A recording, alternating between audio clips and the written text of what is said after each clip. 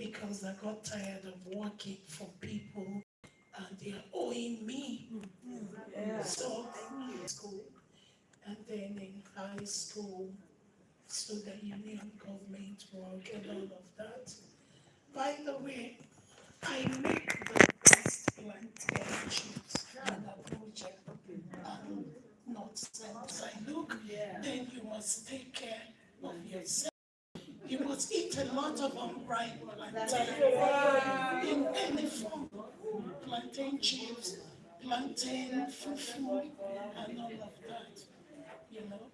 So back to what I'm saying. I'm glad to be here. Fantastic 200, half human, half spirit. Thank you so much for giving us the opportunity to be here. It's a mix of the old school, my age, learn, I give it a shot, live here with one new thing. And for the purpose of this, please call me Funky Glam Man.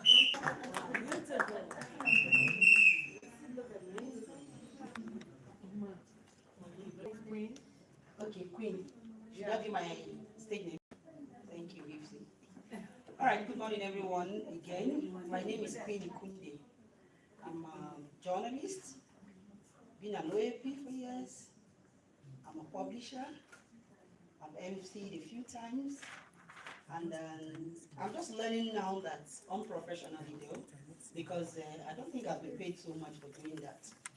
Because every journalist, every broadcaster, once you're in an event, everybody wants to take advantage of you. You talk very well. Can you help us coordinate this? So I think we do that for free, and it has to change from today. I've got to learn that.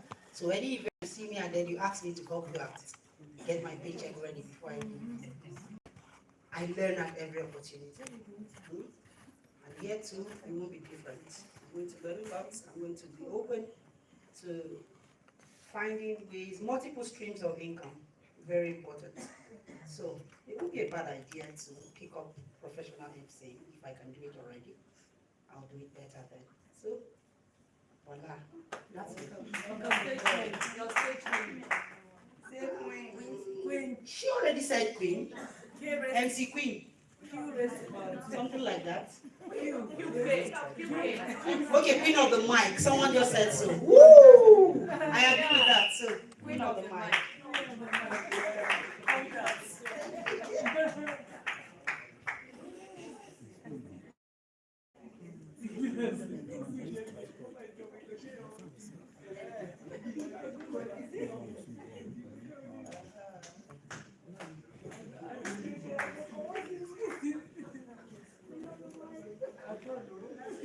Good morning, distinguished ladies and gentlemen. My name is Grace Obidiaga. I work with Fresh News TV, and I got to be here because my wonderful boss thought I should get this training, and I want to thank her specially for this opportunity. She's there. She's like my best friend too. I don't know how many of you that your bosses can be your best friend, but my boss is my best friend. And I'm happy to be here to learn more. I've done some MCing jobs for free, like my sister said. You are somewhere and say, you can use, we hear you talk, come and do MC.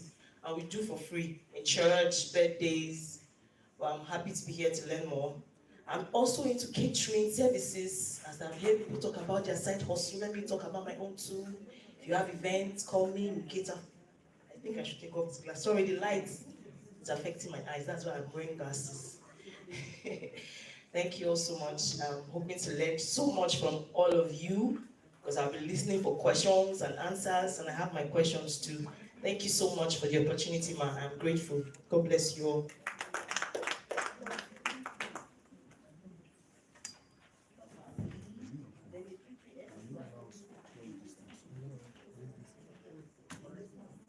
Good morning, everyone. My name is Anita Negbe-Otome. I'm a journalist. I'm an OAP. There's a jack of all trade, master of none. But when it got to my part, it changed because I'm jack of all trade, master of myself. How many have I counted? I am. I'm a realtor with GTX1. Thank you. I'm also a baker. I go by the name Anita Labeka. Anita Labeka. So in that aspect, when I first of all heard, the first time I met Mr. Ben, I heard he said he called himself half human, half amazing. Then I called him, I said, I'm going to add something to my own name. For my baking is half human, half sugar diva. And that's what some people call me. Since I was a little kid, they called me brown sugar because of my skin color, my uncles, my mom. So the name is still there. So I think I'll go by the name brown sugar. If it doesn't suit, I think yeah, I will leave it to you. So it's good to be in your midst. I want to learn. I want to learn more. And I've emceed in some occasion at church, birthday parties, and I'm here to learn, like I said. Thank you.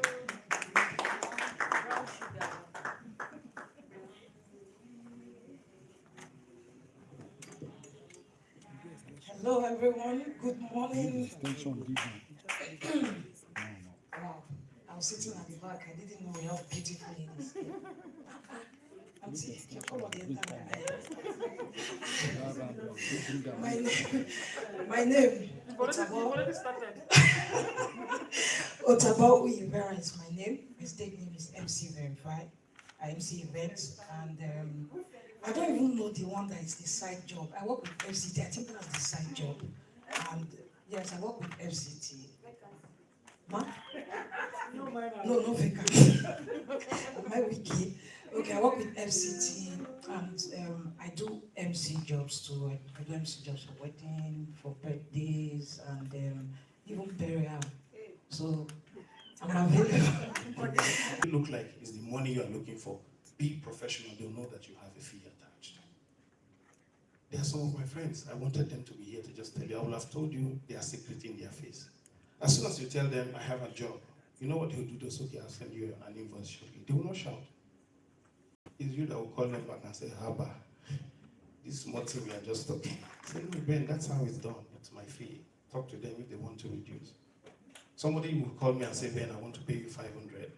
And then I call somebody and say, please, I'm not going to be around. Can you help me? He says, Ben, tell them I'm going to collect 2 million.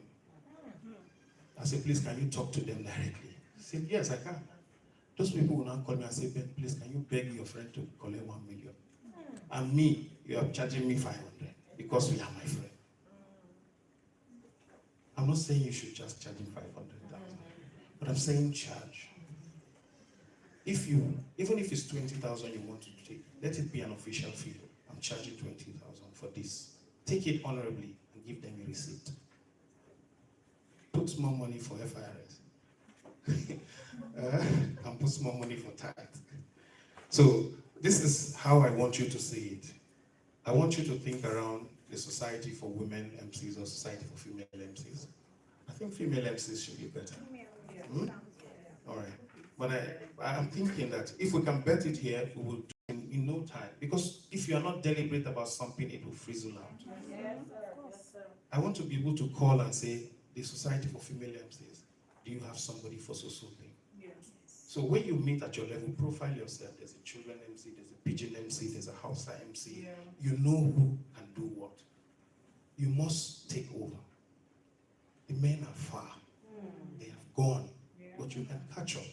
So when you have, and then with you at your level, you can begin to pull the bigger women to come and join you. People like Auntie Moji. Moji goes to every of my events. She's like my mother. But most of the Auntie Dayo, Lani, these are people, I wanted them all to be here, but I want us to do this first ourselves. Let's know ourselves. Then we can bring them in to really pour the anointing on our head. I've seen some of their paychecks. Some of them will scare you. When you see their check, you think it's pension. But it is not about the pay. I'm talking about pay first because, not because you should focus on money first, but I want you to know that money is involved in this thing. But for you to get the money, you have to be serious. They can't call you just now 1 hour to show, come and dance, and then you are rushing here with your shirt, you are sweating, and then you don't even know who is chairman, you don't know who did this thing. And then you say, what are we even doing? Collect microphone, you go up on stage, and then you are fumbling. We'll talk about MCing, but I said at 11:15, we'll do the formal opening, and this is where we are. I want to once again say welcome to all of us and to thank us for coming. We had a few people that we wanted to be here physically. Some of them have told us they can't. We had Dr.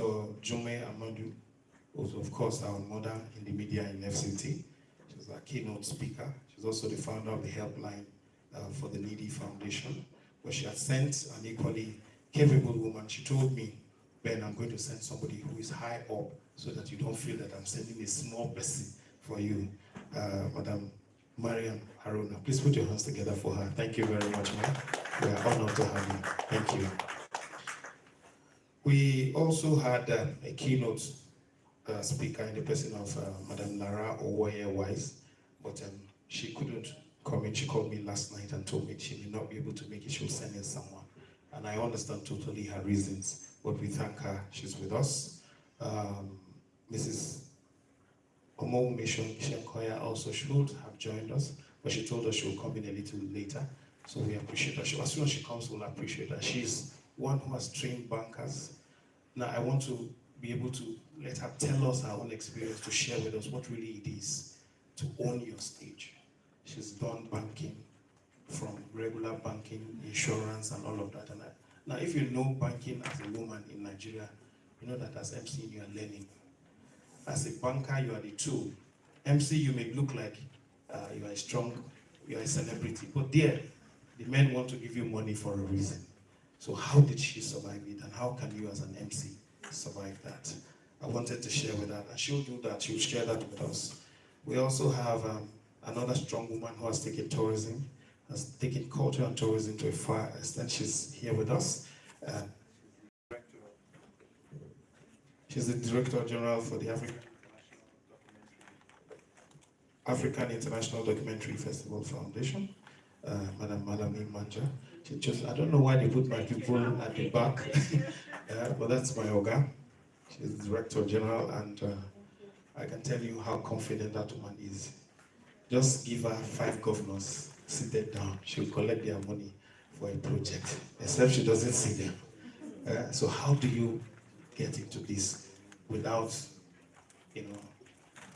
being the problem? You understand what I mean? All right.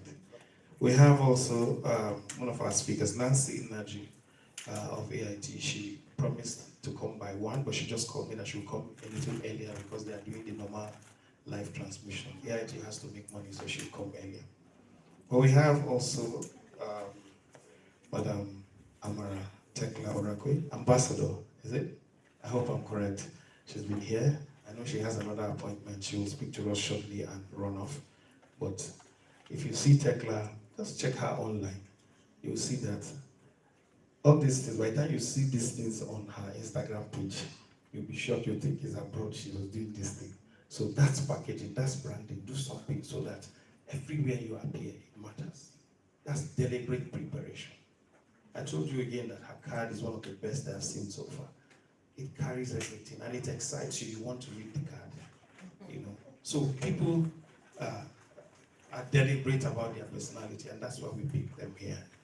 We also have with us one of my ogas, who's a public speaker par excellence. She has taken public speaking to another level. From teaching adults, she's also teaching children. For me, that is a beautiful thing, because that's something I'm going to learn from her. My team is also thinking we should have children MCs, deliberate children MCs, not public speakers. I can't compete with her in the space of public speaking, but I'm taking MCing. But I've seen her do this thing. She transfers this power to the next generation. The greatest thing any leader can do is to be able to transfer knowledge to have a successor. If you can't, then there's a problem. So that's what she does. Let's especially appreciate Madam Ikalo. Thank you, ma'am. We appreciate you. I don't know why. Okay, that line is VIP line. Seated next to her is another person. Now, they say the child is the father of man. Many years ago, in the newsroom, I can confidently say I can look at her script and tear it. But right now, I can't dare it. Yes, we would work together many years. She was a reporter. Now she's the chairman, I can say, of the Nigerian Union of Journalists, FCT Council. Comrade Grace. Please put your hands together for her. Please, ma'am, we need to see you. Can you just stand? I don't know why she's at the back. Please, there's a seat here for you. Clap for her, please. And can you bring her to the front, please? You cannot leave my chair at the back. Madam Chair, as she's here now, there are like 4 governors that are waiting for her to come and ask them questions about Nigeria. Please clap for her. Thank you. I also have another woman. At one time, she served as the manager of the brand. I didn't want to say she was my PA because she had, she was my manager many, many years ago, but I knew that she was going to be a great woman. And now she's in charge of many organizations. She had also organized things for children. She's in charge of female journalists worldwide or Africa. Is it Nigeria or worldwide now? Nigeria, okay. So she has a network for female journalists in Nigeria. Madam Joy Asonye, thank you very much. So I will take more of the names as we go on, but for now, we will take the opening remarks by our chair. Permit me to invite Dr. Jume Amadou, who is represented here today by Madam Mariam Haruna, to do the opening remarks for us.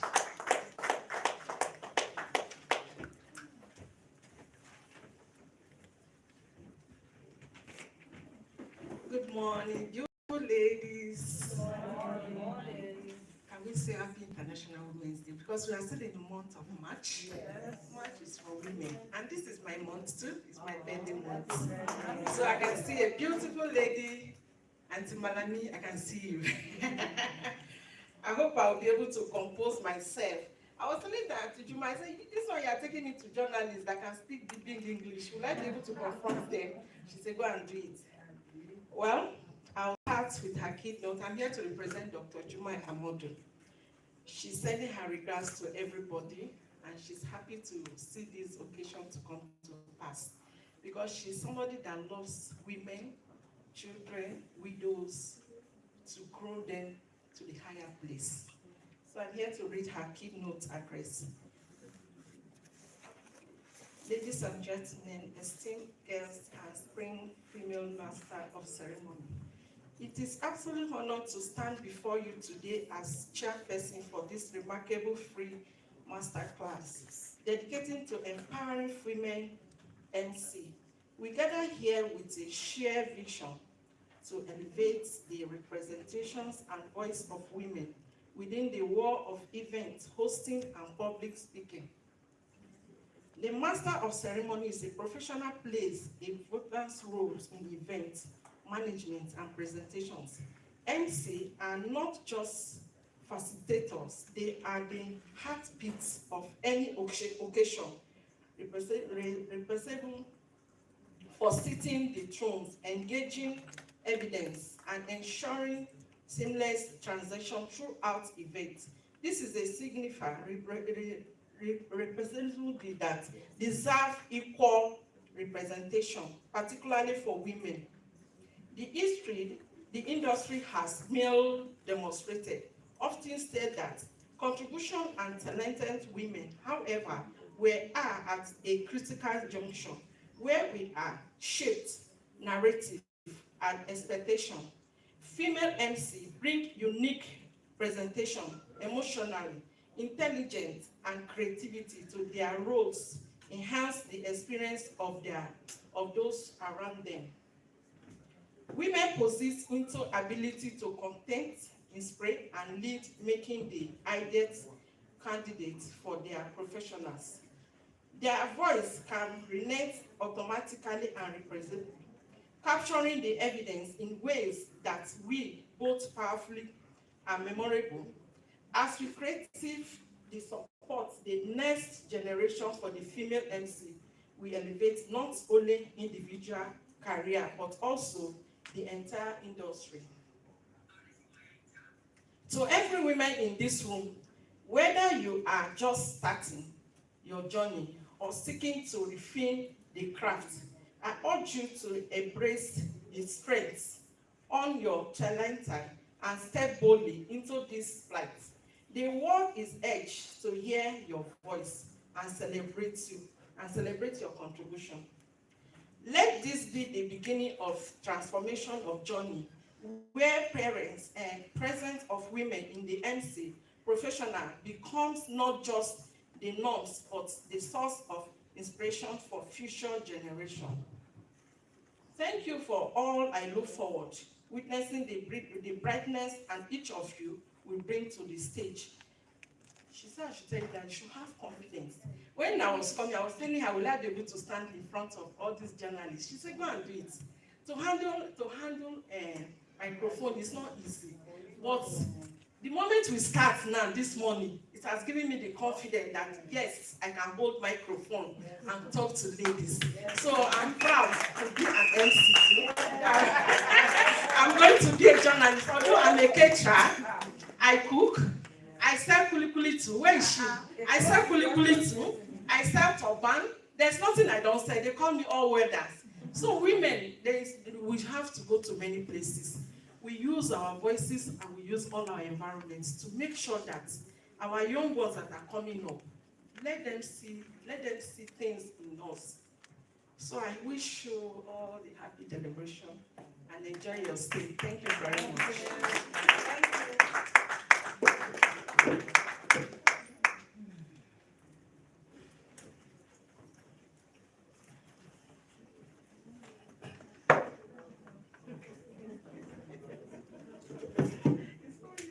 Thank you very much, ma'am. Please put your hands together for her.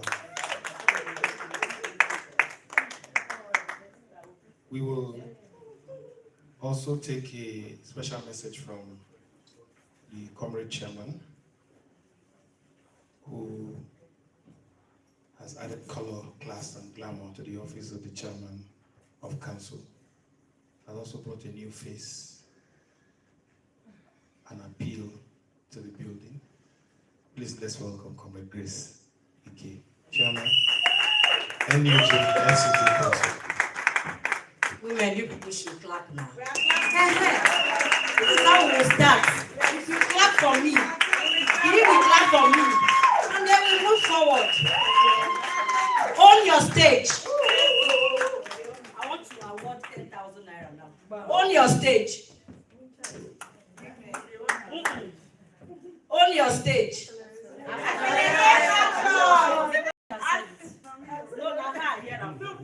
No, be you. Should I give it to her?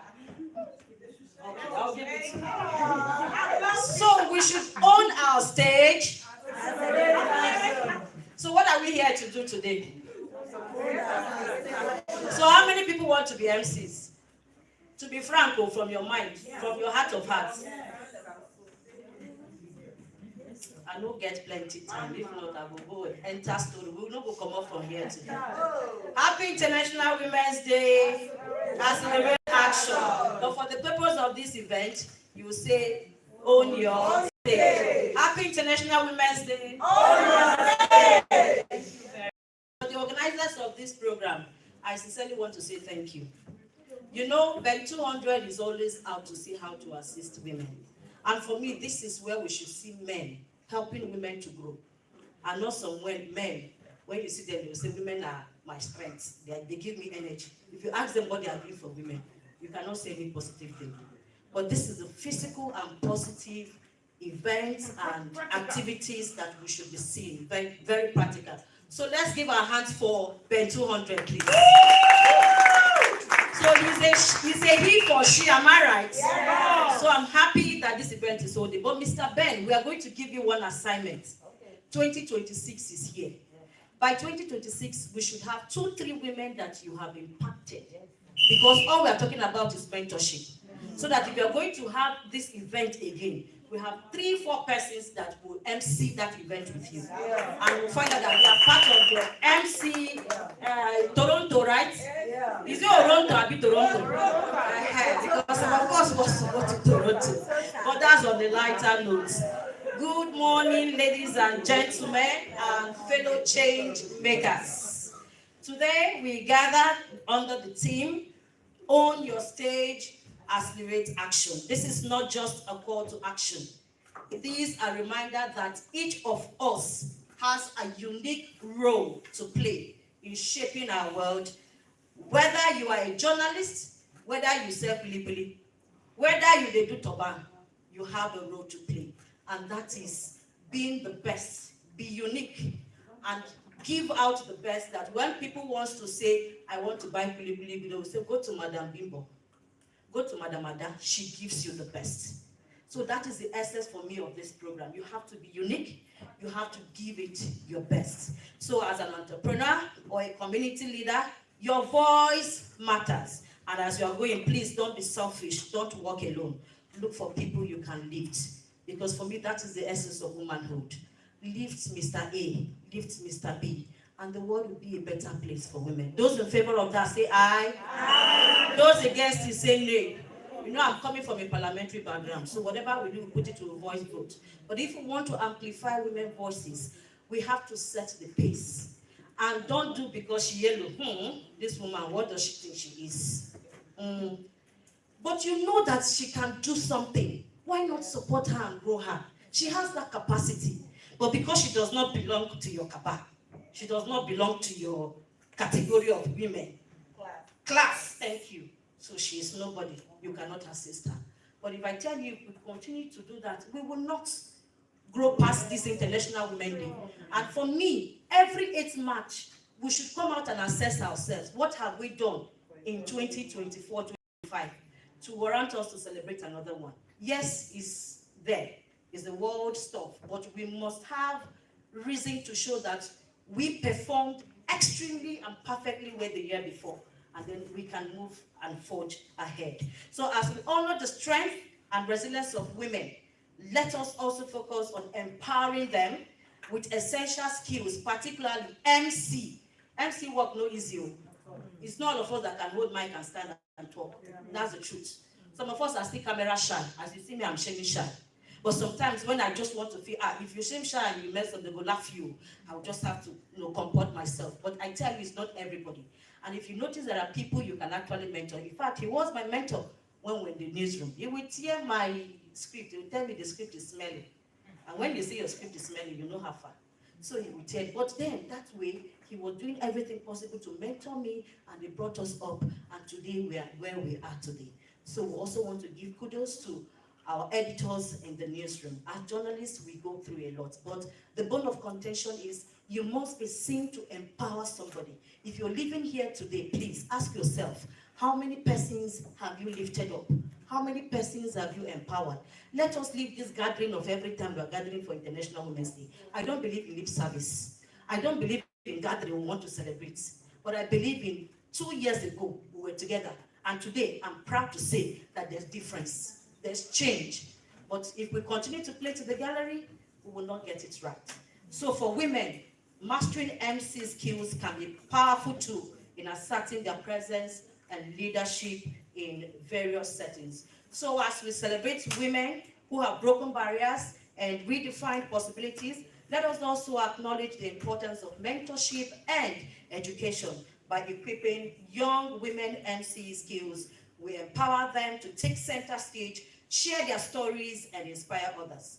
As we stand today, let us recognize the power of collective action. Together, we can accelerate action. We must empower each other to take bold steps towards our goals. For journalists, this means using your platforms to amplify marginalized voices and challenge the status quo. For entrepreneurs and for my mommy, that's quickly I asked you, I want to test it. So it means innovating solutions that address societal challenges. And for leaders, it means creating environments where everyone can do what? Can thrive. So we are not just spectators, we are architects of our future. Let us own our stage by embracing our strength, learning from our weaknesses, learning from others, and supporting one another. Together, I believe we can accelerate action towards a more equitable, sustainable, and peaceful world. Those in favor say aye. Aye. Those against it say nay. Nay. Thank you very much.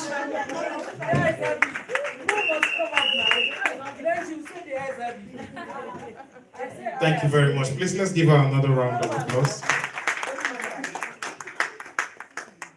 Well, just to respond very quickly, I have a few mentees. Some of them are carried by my hand. They're ladies.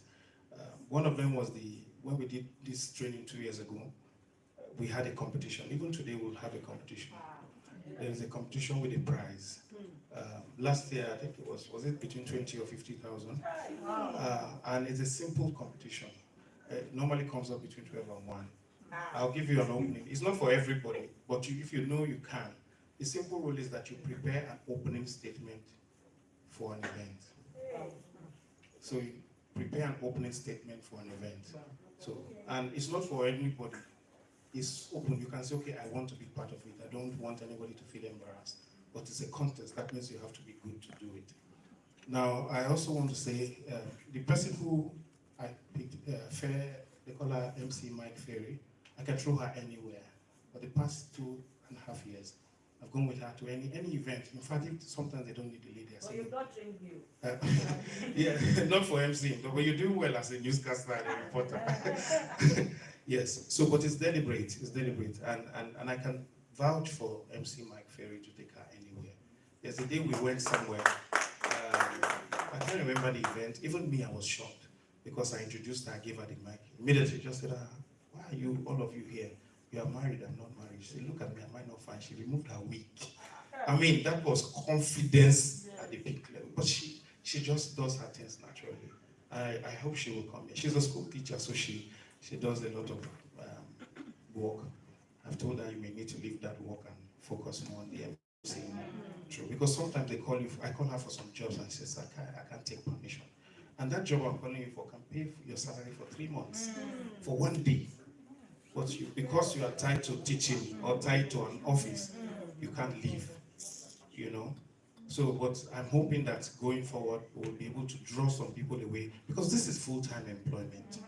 If you practice well, I mean, let's take a simple example. They pay you, say, even if it's 100,000 per job, and you do 5 jobs in a month, that's 500,000. That can pay your salary, you know. And for some people, 500 is just half a job, you know. So please, and there are women MCs in demand. They are looking for female MCs. Check most of the national events. It's the same people. It's either it's Antimuji or it's Eugenia Abu, or it's just a few circles. Let's get more of you into that circle. That's the reason we're doing this. Yeah. And for Fantastic Media and Otota, you'll notice that our staff is 100% women. 100%. For this today, we have also called a female photographer. She's the official photographer for this event. Not to, so that we don't throw the men away. We actually allowed for, yes, we have some men also who have joined. True, I'm deliberate about picking women. I have a female news editor, graphics editor, I have a female cameraman. It should be a camerawoman, is it? Yes. Yes. So it's deliberate for us at my place that women, if women can do that thing, we pick them first before we bring a man in. And they do it better. Women are more thorough, they're more keen on details. And if you come work with me, if you didn't have that correction correct, it will correct it in that process. They know. My staff, they know you can't play. You have to double check your script before you bring it. And as soon as they bring it, as soon as I start touching, they say, yeah, we said it. All the corrections we are doing since, he will still find one thing in the first line.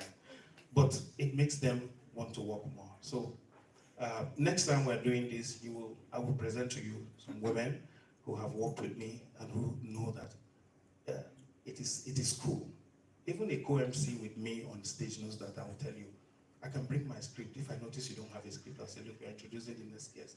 Take my script I use. I give them, I work with them. When they are coming, when next they are coming on stage or they are coming to work with me, you see them, they are prepared. They better prepare. So that's it. But I want to assure you that I'll show you. From this class, I already see people who want to be champions. Or from this class already, you know. Yeah, I can see the troublesome champion there. Well, she's the troubler of Israel. Salama to Sule, my very good friend, and she's a very good literary critic also. Thank you. We will take a few Goodwill messages. The lecturers are ready. but we want to be done with the Goodwill messages so that when we go into lecture, we start seriously. It's not that the Goodwill messages are not serious, but the lecture in themselves is why we are here. And in case any of the VIPs may want to leave, fine, but let's hear their voices before we go into lectures properly. To get Madame Ikalon to come here, I'm telling you, I know a lot of other things are suffering. I pray that we'll be able to make up. It's not easy to bring her, but it's good to hear the Goodwill messages. Madame Nori, I didn't introduce you. Sorry, I apologize. Madame Ashley Lori, she's been our partner and friend many years. She's founder of Padop Africa. They help, they initiated the idea of the reusable sanitary pads, particularly for schoolgirls. And we have a dog pilot program with her many times, giving it to schoolgirls so that some of them can stay 1 full month, 2 months, 3 months without pad. And if you have that one, they can just wash it. It's a pack. She'll talk to us about it. And it's a very novel idea that schoolgirls can do this. It's something I told her, I said, look, come and talk to MCs also. Not only about partnership and project, also about hygiene and that you can be an MC even on those red days. What you need to do. So please clap for her too. I'm sure she'll share with us her ideas. But let me bring Madeleine Wall, and she also has helped me to go to places. Particularly, only last year, we came back from Mambila Plateau, where she took tourists from around the world to see what Nigeria looks like. Please clap for her. Beautiful women, good morning. Good morning. And happy International Women's Day. And also, thank you, Fantastic Media, for inviting me here today, and also for supporting women and empowering women. It's not everyone, we can get someone like Fantastic for Ben to do this, but we thank Ben and his team for supporting our women. I work for an NGO where we empower women and youth to be able to tell the African or Nigerian stories, and also we promote our rich cultural heritage. Let me just read something very little before my remarks.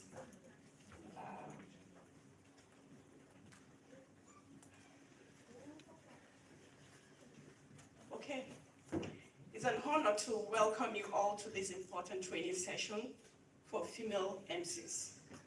Today we celebrate not just the art of public speaking and event hosting, but also the power of women's voices in shaping narratives, influencing audiences, and preserving our cultural heritage. As women, we have a unique ability to tell stories, engage communities, and lead with confidence. This training is not just about mastering the microphone. It is about empowering you to take up space, command attention, and inspire through your words and presence. I commend each of you for taking this step towards growth and excellence. This stage is yours, and the world is ready to listen. Let's make the most of this opportunity, and thank you all for being here today. I also want to, I had Fantastic Ben Obiri saying that we have someone that empowers women with this reusable sanitary pad. I think I will want to partner with that organization because we work with undeserved communities. I've been working in the Northeast for the past, I think, over 10 years now. We have worked in communities, especially on the mountaintop, where they have little or no access to these things. So it will be very good for us to be able to train them, to empower them, so that they can have some alternative source of livelihood for themselves. So I will want to partner with your organization. And also, what AFIDEP does is empowering women and youth. We have a training in May where we're bringing women from different parts of this world. Internationally, we have some Emmy Award winners, which are coming to train women, both in storytelling, documentary, and some other parts of filmmaking. So I will say this today, that I will give the privilege to Fantastic to select 2 women. We are going to sponsor everything for this training in Abuja for them. So this is part of my contributions to this program. Thank you, and have a good deliberations.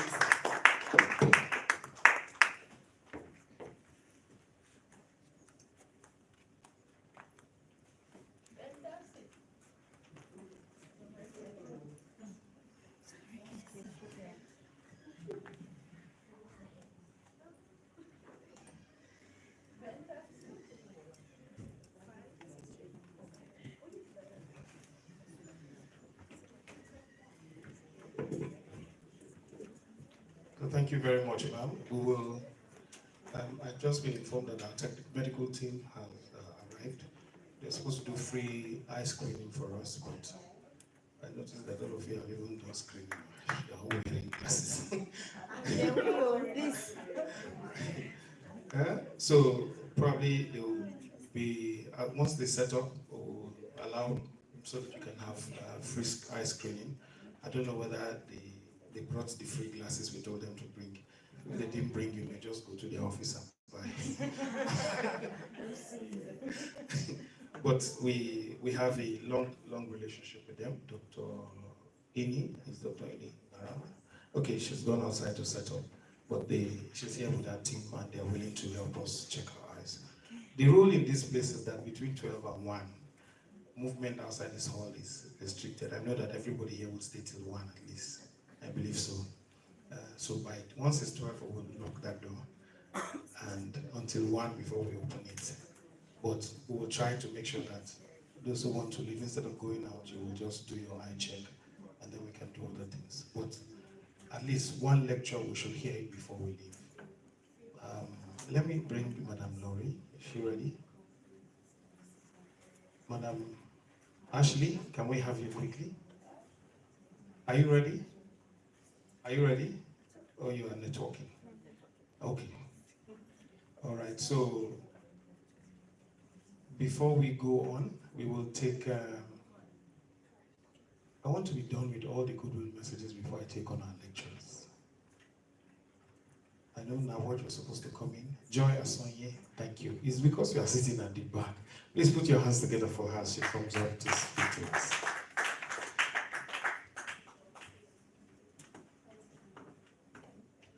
We'll just run through the goodwill messages. Our lecturers are itchy to speak, please.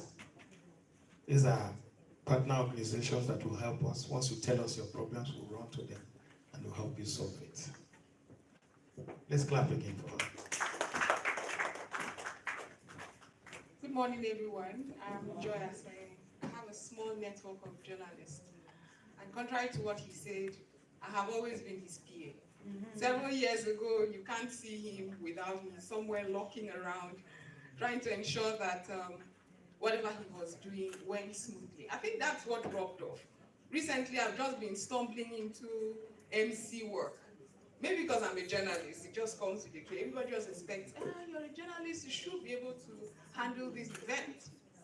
I've been beaten a lot of times where initial gaga now as a journalist, just take the mic and you think it's your usual program. But that is why I will appreciate him for what he's doing. There are techniques, there are a lot of hints, there's so much to learn. And he has always been someone I look forward to listening to. From the days of ITV to Nigeria-Info, I've been following him about, ensuring that I learned one or two things. Ben 200. In spite of learning all that I learned, he never called me to co-MC with him. And I'm surprised that he said he's had women who have held his hand, ensuring that he keeps making the much money that he does. So please, sir, I have stumbled into the craft. I'll be here for the lectures. I have also had some experience. Kindly ensure that one of those MC work that's too little for you, you call me. And that's what he's doing is one of the reasons why I started the Female Journalist Network. The idea is to build capacity for female journalists. Sometimes it's irritating when you get to the newsrooms and they tell you, I'm not tech savvy, I want the male in there to do it. And then we start complaining again that, there's disparity. they don't give us certain jobs. So that's the reason why I started the Female Journalist Network. I'm not in competition with the NAWAJ. We collaborate a lot for events. And before I leave, I'd just like to announce that we also have an event coming up. Although that's going to be a bit more technical, we have the International Women's Day workshop and step down of the Commission on Women, Commission on the Statute of Women 69. Immediately after what's going on in New York, we'll have a step down where journalists, MCs as well, stakeholders, NGOs, CSOs will get to know where the world's head is at when it comes to implementing the strategies and resolutions from our session in New York. I will urge everyone who's interested. Ben is I'm partnering with Ben for this. You can always reach him to register for the event. It's going to happen on the 25th of March. Army Resource Center, Hall C. He will share all the details. Thank you very much, and I urge everyone a very wonderful, this is not deliberation, lectures now, and I hope it's impactful so that we have more women speak and voices accelerated and amplified. Thank you very much. Why is the MC walking around? Isn't that MC walk 101? Shouldn't the MC stand by the... I'm not emceeing today. Well, during trainings like this, I add my lectures. I just put one page at a time in between. But most of our lectures will be done by the others. I know that Ashley says she's ready. We'll ask her to hold on a little. There's one of our very senior lecturers who came in very early and she had to run off. Meanwhile, let me especially welcome one of the women I said I'm very comfortable co-emceeing with, and that's Madam Nancy Ndaji. Please put your hands together for her. So, Ambassador Tekla is many things in one. Many, many things. I've seen her speak before ambassadors in the international community. I've seen her advocate for women before very, very notable international persons in different capacity. I've seen her perform her poems, speak to them, and only recently I missed the opportunity of being inaugurated as a member of the, she'll tell us the school of diplomacy, yeah. She'll talk about it. But thank you very much, Ambassador Tekla, for the honor. Please put your hands together for her as she comes to speak to us.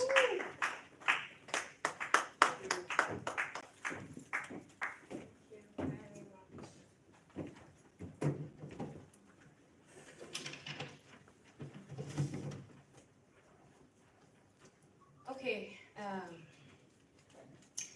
Good morning, beautiful ladies of Nigeria. I truly appreciate the opportunity to stand before you all today to share my thoughts on everything about women's equal opportunity on stage with men as public speakers. The act of building your confidence and charisma in an attempt to own your stage as a female orator. I have been into public speaking from high school. It has been something I've always loved to do. But I'm not an MC. Unfortunately, I can't say, okay, my stage name is MC this. I don't do MC. So my speech today is going to be focusing majorly on public speaking in general. MCing is a part of public speaking. Spoken word poetry is a part of public speaking. Debate, whatever kind of speech presentation, all fall under public speaking. And when you guys were introducing yourselves, somebody mentioned, even though you don't have to limit yourself to, okay, I'm an MC. If you can speak to the public, there are several aspects of public speaking you can also explore. Don't limit yourself to the fact that, oh, I am an MC. Something might come up tomorrow in a world where you have to speak to a world audience. You can't say, I can't do this because I just do MC. Life is too short to do so little. There is so much you can do with the little time you have. Don't limit yourself. Explore everything you think you can explore. So that will be my opening remark before I move straight into my presentation. So my speech today will be focusing on the plight of a female orator and why she deserves equal rights on stage just like men. Diving straight into our business of the day, I would like to ask, who are you? Apart from being Amara Jukutekla or Akwe, who are you? Apart from being Bisola Adikoke, who are you? Apart from being Amina Yusuf, who are you? Finding your true self is your sole responsibility as human, even when it seems difficult to find. You must keep looking deeper and deeper until you find it, if you truly want to find your true self. Your name is not your true identity. That's not enough. Where you come from is not your true identity. That's not enough. Your true identity lives within you. And it will die within you if you do not discover it and explore it right on time. There is no time, there is too late, regardless of age. I would be surprised if I'm the youngest in this room, so it doesn't matter. Age is only but a number. There is so much you can do with your 10 years left on earth if we have the opportunity to know how many years we have left to live. You cannot give what you don't have, that's true. You can only give what you have, but until you give, the world won't take. I don't believe that there is anyone on earth made by God who came to this planet empty. God is that generous. There is something deposited inside each and every one of us, waiting to be tapped. That's your true identity. Until it is discovered, it can never be explored. To find who you are, you must understand your purpose and passion. Those are the tools to give you a sense of meaning and direction in life. And as long as you diligently follow, there you would find what you are, who you are, and find true fulfillment. So I would like to understand that each and every one of us seated in this room has made a step forward to finding who they are. To be a successful orator, find purpose and passion in the field of oratory on your journey to finding your true self. That's why you are seated here. So please, a round of applause for yourself. You are 100 steps ahead, and I'm totally proud of you. Every prospective public speaker has but only one job, and that job is to get started. Your journey as a public speaker is defined by how many steps you took towards that passion. Those passions would make up your journey, and your journey would uniquely make up your story. You must believe in your journey, putting in your very best and trusting the process. For instance, Michelle Obama, the wife of the one-time president of the United States, and she's known for her eloquence and grace every time she picks up the mic and speaks to her audience. So now, this is the reason why she became very influential and famous in the field. An upcoming public speaker might look at Michelle Obama and be like, oh wow, some people are born great. No, darling, no one is born great. What you do is what makes you great. The lives you impact, the records you break, and every other thing that surrounds impact in your lifetime. That is what makes you great. No one sees the future. Michelle Obama did not see her future. The only thing she did was to residently live a life of purpose. She trusted the process, and today she is who she is. We all have and would experience difficult beginnings. If it's easy, then it's a child's play. There is no one who is addressed as a great person who got it on a platter. So trust in the process. The difficulty you experience will nurture you to the big name you want to be in this public speaking department. Moving forward, never underestimate your little beginnings, dear MCs and public speakers. Being born with a silver spoon does not make you great. The question is, what can you do with your silver spoon? People like us who are born with rubber spoon. The question is, what can you do with a rubber spoon? So, with whichever spoon you're born with, there are so much you can do with them, and there are so much difference you can make with them, regardless of what type of spoon. As a woman, what are your dreams? What are your aspirations? Do you just want to be married, bear children, and raise children? I'm sorry, but I'm a big advocate of women pursuing their dreams beyond marriage and childbearing. I really want to be married, but I pray for marriage differently. A marriage that will support my dreams as a woman. A marriage that will celebrate my wins. A marriage that will push me to do my best and be at my best. That is the kind of marriage I pray for. I have been in a relationship where my partner does not appreciate the fact that I have passion for oratory. He would always say to me, and I quote, "Responsible women don't put themselves out there. They focus on settling down and thinking on how to build their homes. Careers like these are meant for men and not women." He would always say this to me. If I'm permitted to ask, is Chimamanda Adichie married? Does Chimamanda Adichie have children? Is Chimamanda Adichie a successful orator? So what is limiting you? What is men afraid of? Some men, what are they afraid of?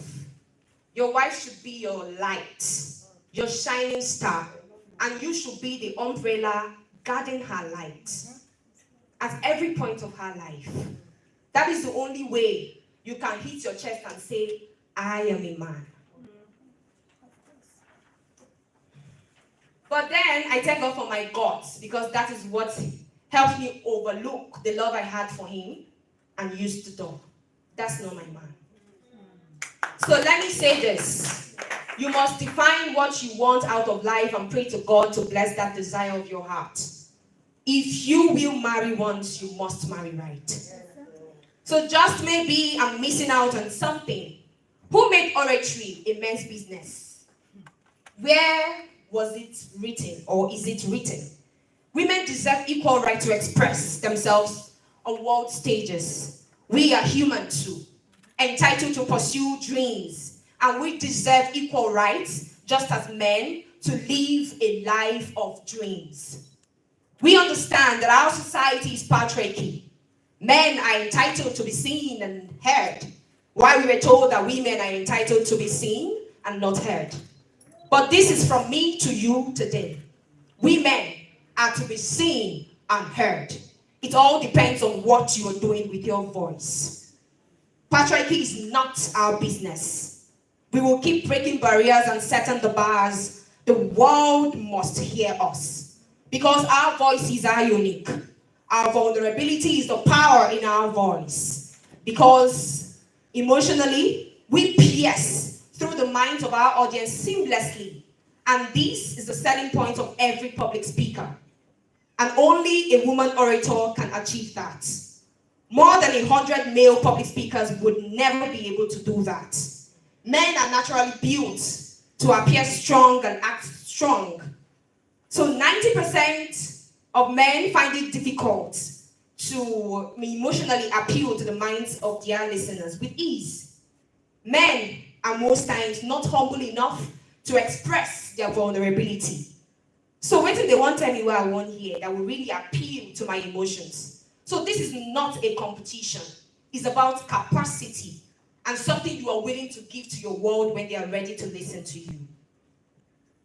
The desire to become a public speaker is like a desire to break through walls.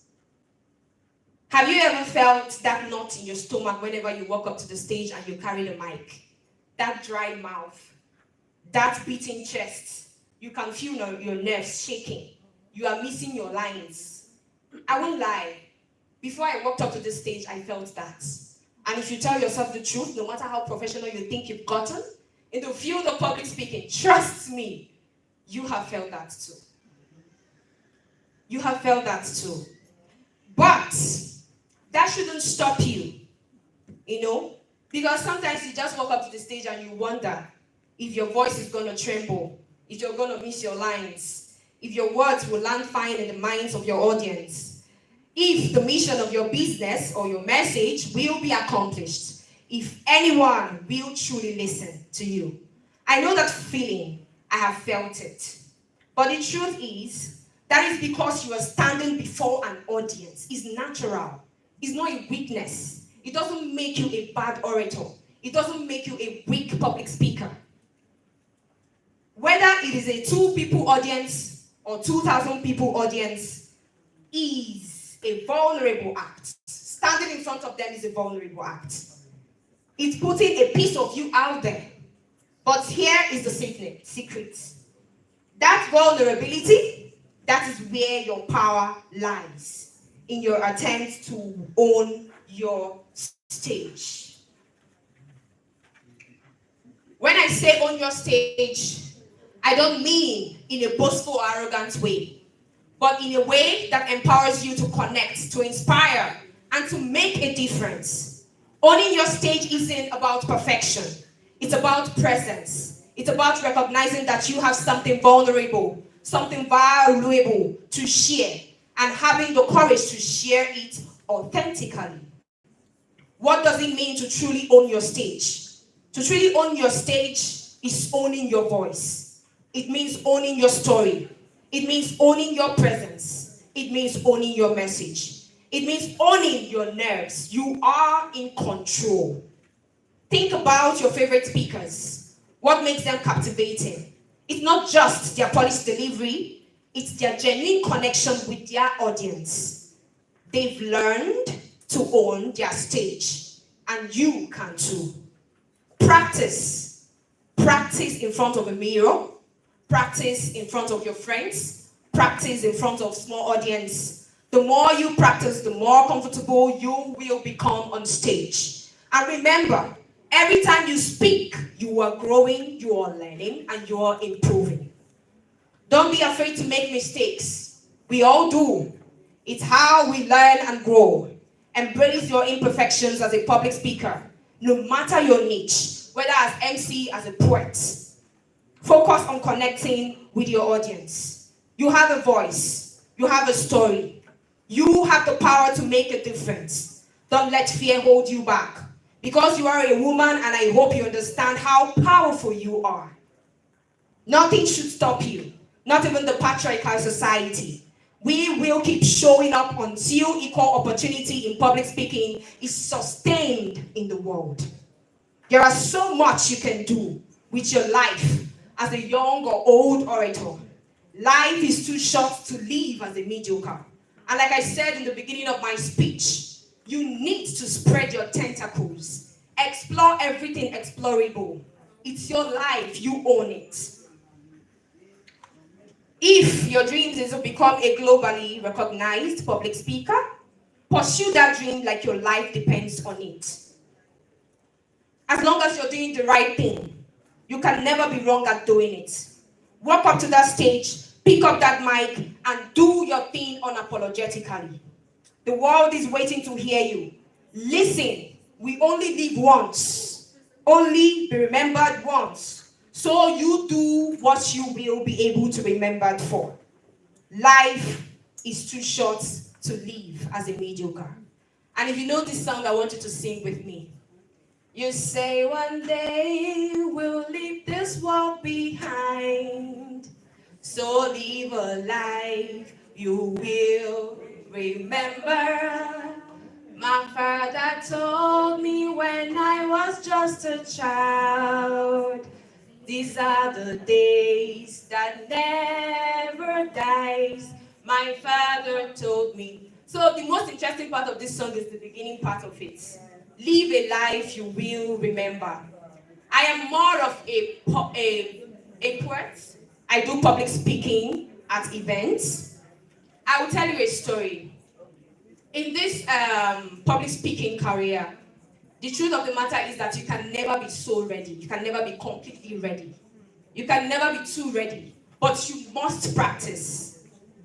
You must practice because your practice will help to guide you even when you're about to flop. You remember what you did when you were rehearsing and you'll be able to pick up from wherever you stopped. I remember when I got a poetry performance job to speak on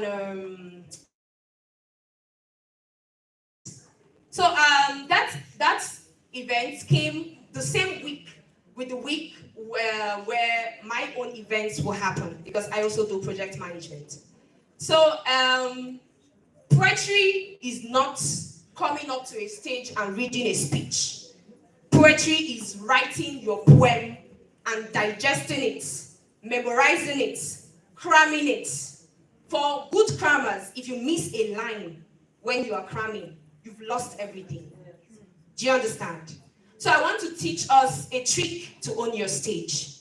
So because I know I have a job and I must not disappoint. So now I have my project to plan. And then I go home every day, I'll be like, okay, let me just do my thing today, during the day. When I get home, I will have time to cram my poem to go and perform. Listen, body no be firewood. I will get to the house, have my bait, and lie down and sleep. I can't do anything. It was just 2 days before my event. I had to just sit down upright. The only thing that cleared my eyes from sleep is the tension that my performance is in 2 days. This is not a cry for help. They don't pay you, you must deliver. I don't have a choice. So what I did was to cram like a mad woman. I stood up, I walked from here, I walked from here to there. I was like, oh God, if there is miracle, if miracle can happen like film trick, that is where I need you right now. But then I crammed my poem and it was the event day. When I got to the event, it was time to perform. In my heart was telling me, Tekla, you're not ready. Because the truth of the matter is that when I pick up the mic to do poetry, you will see a different me. I don't talk for you to listen. I talk for you to pay attention to what I'm saying. It's not possible for you to see me performing poetry and you're distracted. That is my style. So everyone who is a public speaker should have a style. Do you understand? You should have a style, something you are known for. Sometimes when I'm about to perform, my friends will be like, you have started now. You want to go and start doing your abracadabra. Calm down, no. Calm down, no. Because once I enter, I speak in authority. That is my style. So now, I got there, I'm like, Tekla, you're not ready. And this brand must not change name. Okay, I walked up to the stage. I took a deep breath. You heard me saying, when you feel your stomach, something is doing your stomach. Your heart is beating. Like, I don't know. And the kind of people there, Eugenia Abu was there, a lot of big people were there. Even the deputy governor of Benue State. I think that was even part of the reason I was so nervous. I'm like, the only opportunity I got to perform with big people like this. Oh, really? I walked up to my stage, I picked up the mic. I told myself, Tekla, whether you like it or not, you must kill it. I started performing. I performed and performed and performed. I can't miss a line because you wouldn't know I did. Only me know I missed my line. Do you understand? So the way you carry yourself in confidence to pass your message is the only thing your audience will understand. You are the only one who noticed your flaws. If I miss my line, this is my content, it's my poem, I wrote it. I will invent another word to replace it. That is ownership. I mastered the act of ownership because I believe that once I climb every stage, I am in charge. As long as I'm standing in front of you right now, every one of you is listening to me. That is why you came here. And my job is to speak to your mind. So I took ownership of my content. I took ownership of my courage. I did my rendition, and the governor and everybody gave me a standing ovation on a poetry I was not so ready for. That was the first standing ovation I got. Others, I just get a clap and a very loud applause and all of that. They stood up to clap. So listen, don't worry yourself about being too ready. You can never be too ready. Even you'll be shocked that the time when you're not ready is the time you will kill it the most. Yeah. Do you understand? See, public speaking flows better when it comes from within. Forget your paper. It's your thing. Digest it and do your thing. Take ownership. We are women and our voice must be heard. This is not an instruction, it's a mandate. And we need to put hands together and achieve this. So, before I conclude and leave this, you can't get there very well. But can they sit down? Like, can some people sit down? It's about the lens from them. You know, what lens are you charging? Yeah. Can we put it? Oh, yeah. Two sets will be fine. Yes. 2 sets for them. Be able to get everybody well.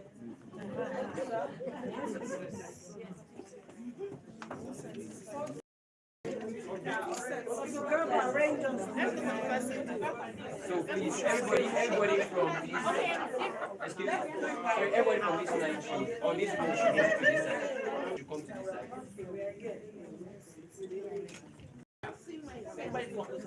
So everybody on this side should not stay here. Then on this row should stay. Then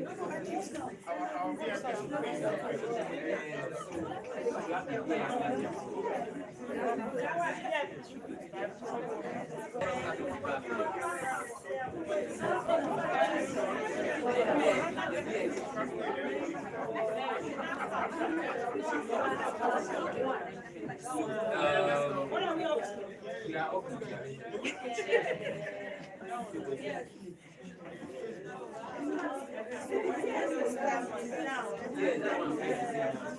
VIPs. Yes, VIP should come here.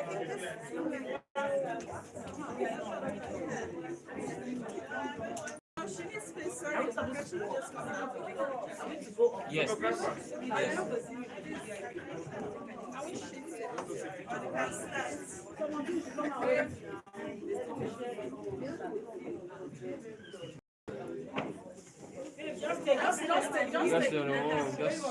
Just take it away.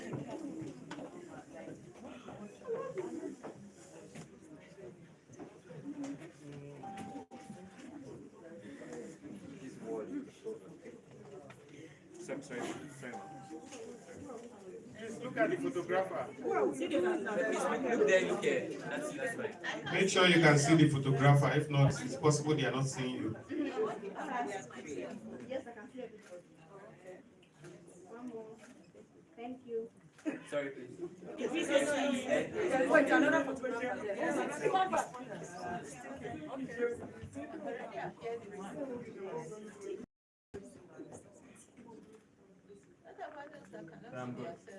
Second set.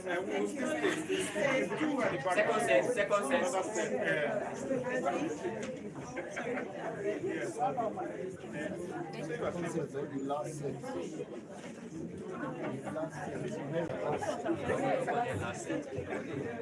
Set na set, just take it.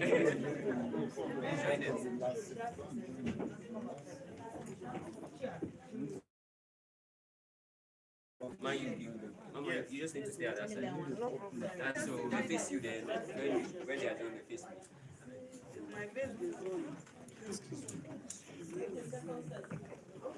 So I think I'm ready here. Please, you can just face me. You guys are not smiling. Why?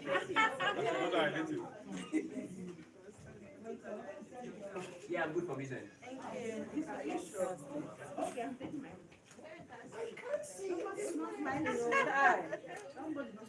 you. One last one. Thank you. Thank you. Thank you.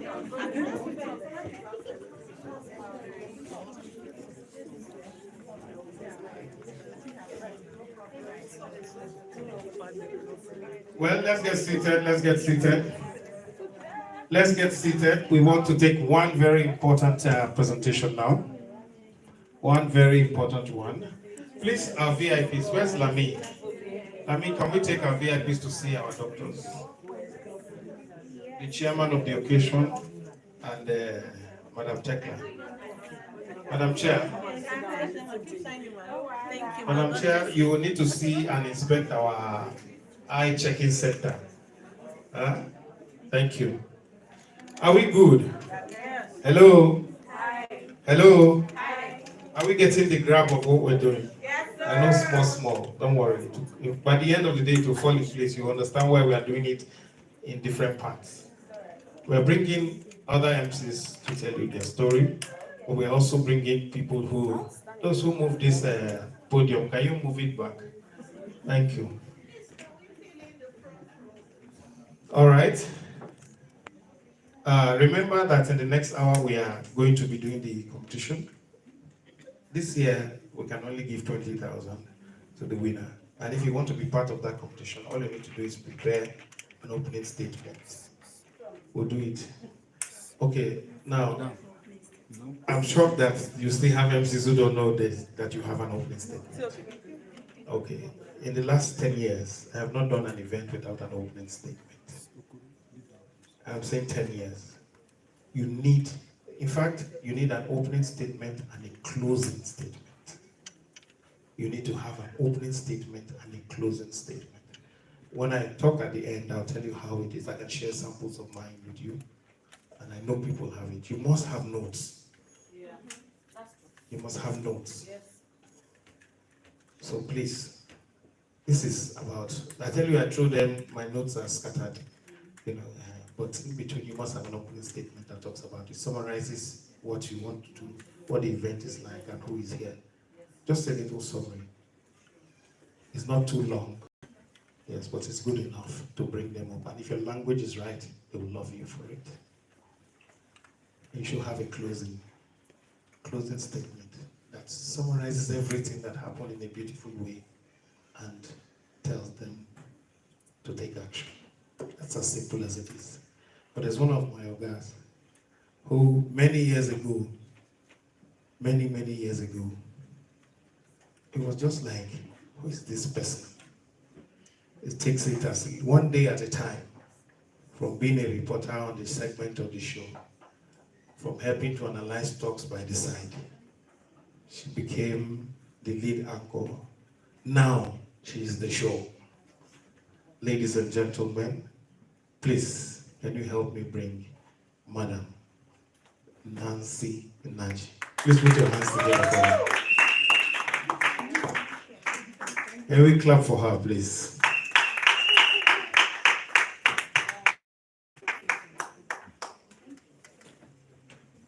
Good afternoon, ladies.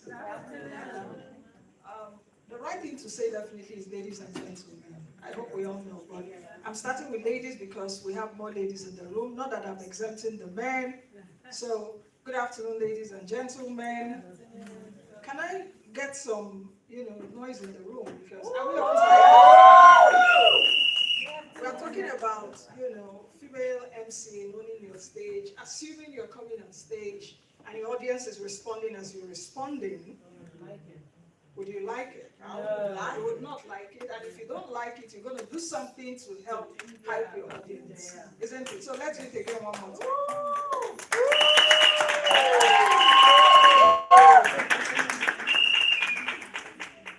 So good afternoon again. When Ben reached me just a few days ago and told me, I don't know if I should be spilling the beans, but It's all, now we now, you know. I think he reached me, was it on Friday? On Friday, so he's organizing this, can I come speak? I said, oh Ben, this is gonna be a very tight one. But let me see what I can do, at least if it's just a few minutes. And Ben is someone that we've co-anchored events together. You know, I was coming in and I was hearing him say, this is one woman I'm comfortable co-anchoring events with, because I know that not everyone that you co-anchor events that you're comfortable with, a lot of things happen, ego come on stage, make I show myself, pass another one, that if you call me and all of that. But I and Ben have co-anchored a few events in Abuja here, and I must tell you, high level, with presidents in the room, vice presidents in the room. You can, that is how high level it can be, you know, with other events. So when he spoke to me, I said, okay, fine, no problem. I have a lot of things to do. But the saving grace also, and I texted him this morning, I said, oh, there seems to be a window. My show will not be live this morning, though I will show a recorded version, because, you know, as it can be, state governors, River State has bought almost all the airtime on television, and it enters my time from 11 to God knows when. So I told him, I said, I'll come in a bit earlier so that I can go and do something else. So it's an honor to be in this room. And why is it an honor? I think I also find it an honor, not just that we're celebrating Women's Day, National Women's Day, but this room is a room filled with women that want to step up, take charge, accelerate action, and own their voices in the world of event hosting.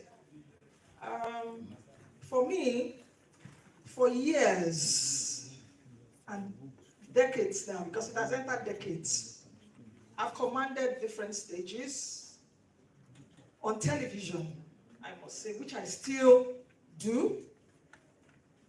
High-profile events, like I mentioned earlier. I have one in 2 days' time. My match is booked. They booked me for April already, you know. Some come and I tell them, no, I can't. And I will get into it when I speak. Some, I also call colleagues, you can take this. Economic forums, where I also moderate conversations with some of the most powerful figures in business and policy. I just did one last Monday. The IMF chief, the first deputy managing director, her first visit to Nigeria. IMF had to call me and tell me, okay, Nancy, this one is coming in. You've got the first and exclusive. And I did the first and exclusive interview with her. I will come back to that. I'm just giving examples so that you guys will understand what I'm saying. Why did they call me? It was an honor for me, even though my other colleagues on Arise or NT or whatever, but I was the first to do it. And when I was interviewing the woman, at the end of the interview, she told me something. She said, I was told you are the gold standard in Nigeria. Wow. So for me, I just said jokingly, I said, I hope you guys capture that on camera. And they did. But what does it say? That's what we are trying to teach ourselves here. You've got to own the stage. You've got to take charge. You've got to know what you are doing. And the world will come to your attention. But you've got to do a lot of work. And it doesn't come cheap. And I think I've done it all over the years. And I'm still doing it. I'm not saying, I'm not a pro. I tell my team, the small team that I have, every day that my show ends, I watch my show back. I record my show on DSTV, I watch my show. If I don't, my husband watches every day. He will come up and say, honey, that one way you do it, like say, get a CV today. But I will understand what he's saying and I would make amends. The largest room in the world is that of improvement, and you don't say that you have arrived, but because by the time you say you have arrived, you're already dying. So let's move to the issue of the day. Ben told me that I need to speak about owning your stage as a female MC. I don't know if I'll call myself an accidental MC or perhaps because of what I'm doing, I just have to do it. But I must also tell you, not MCing, of course, you anchor events, you moderate and all of that. You being on television or even having a good voice on the radio does not make you a good MC. Not all, and not everyone that perhaps goes on television or radio or have that level can be a good MC. Sometimes I even say that being, an MC is a very difficult one, speaking in front of people. So you are gauging their body language, you are gauging their facial response. You can just say one thing like this and it just dulls the mood for the whole day, you can't come back from it. So it's quite different. So I will start by saying that through my journey, which I'm still on, even in the journey of me being an MC, I've learned a few things, which I'll share with you guys today. Because when he spoke to me about it, I said, what do I know that I will teach? But sometimes, if you learn, you teach. While you are teaching, you're also learning back. So today I'll share with you guys how to step up, to take control, and to leave a lasting impression as a female MC. One thing I want you all to know is that if you don't own the stage, someone else will, because the world abhors a vacuum. So you must make yourself valuable. Let me first ask you a few questions. Perhaps, have you ever walked on stage? I think I was listening to the previous speaker. Have you ever walked on stage and felt like, you had to prove that you belong here? Have you ever walked on stage to that? Sometimes, before you come, you have that boldness, but immediately you come, or you're beginning to see personalities. The president is in the room, or a VP, you would have, everything you have in your head is good. So we're all the same. Have you ever also worried if the audience will take you seriously? Because there are different types of audiences. Have you also watched a male MC own the room effortlessly and wondered, how can I command that same respect? But I need to say something here too, because I've also heard different speakers in the spirit of international women. I don't want us to demonize men. And take it from me. What a man can do, we know that a woman can do also. I made the example, Ben said it.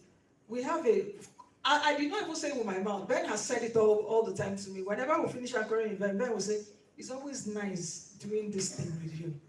It's always nice doing this with you. Assuming I'm coming with a different character of not working together or demonizing Ben, we will not have that relationship. What I'm trying to say is that we are partners.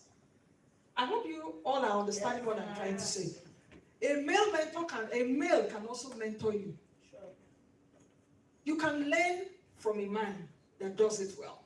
All you need to do is now to add your own female finesse to it, and perhaps you also do better. I just wanted to drop that line because the narrative now, women. I also understand the point of we are not getting equity, especially with what's happening right now in the country. I don't want to get into all of that. But as women, we need to what? Assert yourself, and that assertion comes first from you knowing what you are doing, being an expert at it. So I hope I've made my point. I just needed to drop that. Now, the first, I think I put together like 5 or 6 tips. I hope I'll have time to look at them all. But number one tip that I would like to leave with us is the power of presence. Confidence being your superpower. Any stage you want to go on, whether it's this stage or any other stage they call it your anchor, or even if it's television, radio, whatever it is, you must be present. The power of presence. The power of presence. That's confidence. You must have unshakable confidence, even when all things are going awry. As MC, you could come, they've given you a program, but it's like at that time that you're at the stage, you're already speaking, everything has changed. You see somebody bringing paper to you like this. They are changing things. Meanwhile, perhaps you have written your script or you've internalized how you're going to go about it. Everything ends. But you must have that unshakable confidence. That's why I said confidence as a superpower. And as women, you know, they said that the best MCs, you know, are not just skilled speakers. I mentioned that before. They radiate confidence. There are some people you say, like, oh, I just like her presence. I just love his presence. I just like the way he walks. I just like, it all counts. And as women, we often hesitate to take up space. And that is why I'm starting with it first. That when you are being called to take up the mic, own it. Have confidence. And where does that confidence come from? Let me give you a few tips to help you build your confidence. Number one, you've got to prepare like a pro. Don't take preparation for granted. Ben said something earlier, that he has opening and closing statement. Me too. Whenever I want to go do an event, even for my television program, because that's what I do mostly, you can't find me on television. If you see me on my TV show, be rest assured that I know more than the guests, with all modesty. I don't know if you guys understand what I'm saying. That to an extent, you know what? Your subject matter. That makes you what? Ask the right questions. That makes you what? On the stage that you are emceeing, you understand what's in that they talk. When you are doing your opening statement, what you'll be hearing and the body language you'll be seeing among the audience is like this. Ah, this person knows what's in they talk. So prepare like a pro. Don't wing it. Because everything they say, wing, I go wing them. As you are winging it, the audience sees through you too that you are not prepared. And they also know when you are prepared. So prepare like a pro. So confidence starts before you step on stage, research the event, speakers, audience demographics. Let me give you an example. There was one event I anchored in the villa. Was it early this year? Yes, early this year. Of course, around what I do. And as I was just talking, which happens, I just saw the MD of Fidelity Bank pass, that she was just coming, and she was supposed to be on stage the next panel I was to come. She just walked past. First and foremost, you've got to acknowledge her presence because she's a big woman. She's the first female GMD of Fidelity Bank. And immediately as she was just coming, I just dropped the line, and as she was going, so I was serenading her till she sat down. And you could see that she was like, oh, this lady on stage knows what she's saying. And when I was about to bring her also on stage, because I had researched her, I also spoke a bit about her and other speakers. So what am I trying to say in essence? Prepare. Don't take preparation for granted. Number two, perhaps not all of us also are publicity, a lot of us are publicity shy. Or a lot of us, all you need to do sometimes is, I think for me, I don't know if I passed, I think I passed that now though. But for some people, you need to rehearse. Sometimes you just need to rehearse your script and also know how you sound, Then, you've got to also, as a woman, because we know the kind of world we live in. Because some would even say, well, why do I need to give you that job when there is a man that can own the stage? If you get a female MC, can she do? She go feed them so. But a man, they will not question, So what does that mean? You've got to sometimes even look at yourself and say, man, I can do it. Number two tip that I'll give to you this morning, is afternoon already? Yeah. This afternoon is that authenticity makes you memorable. What did I say? Authenticity makes you memorable. That you need to master the act of commanding that presence.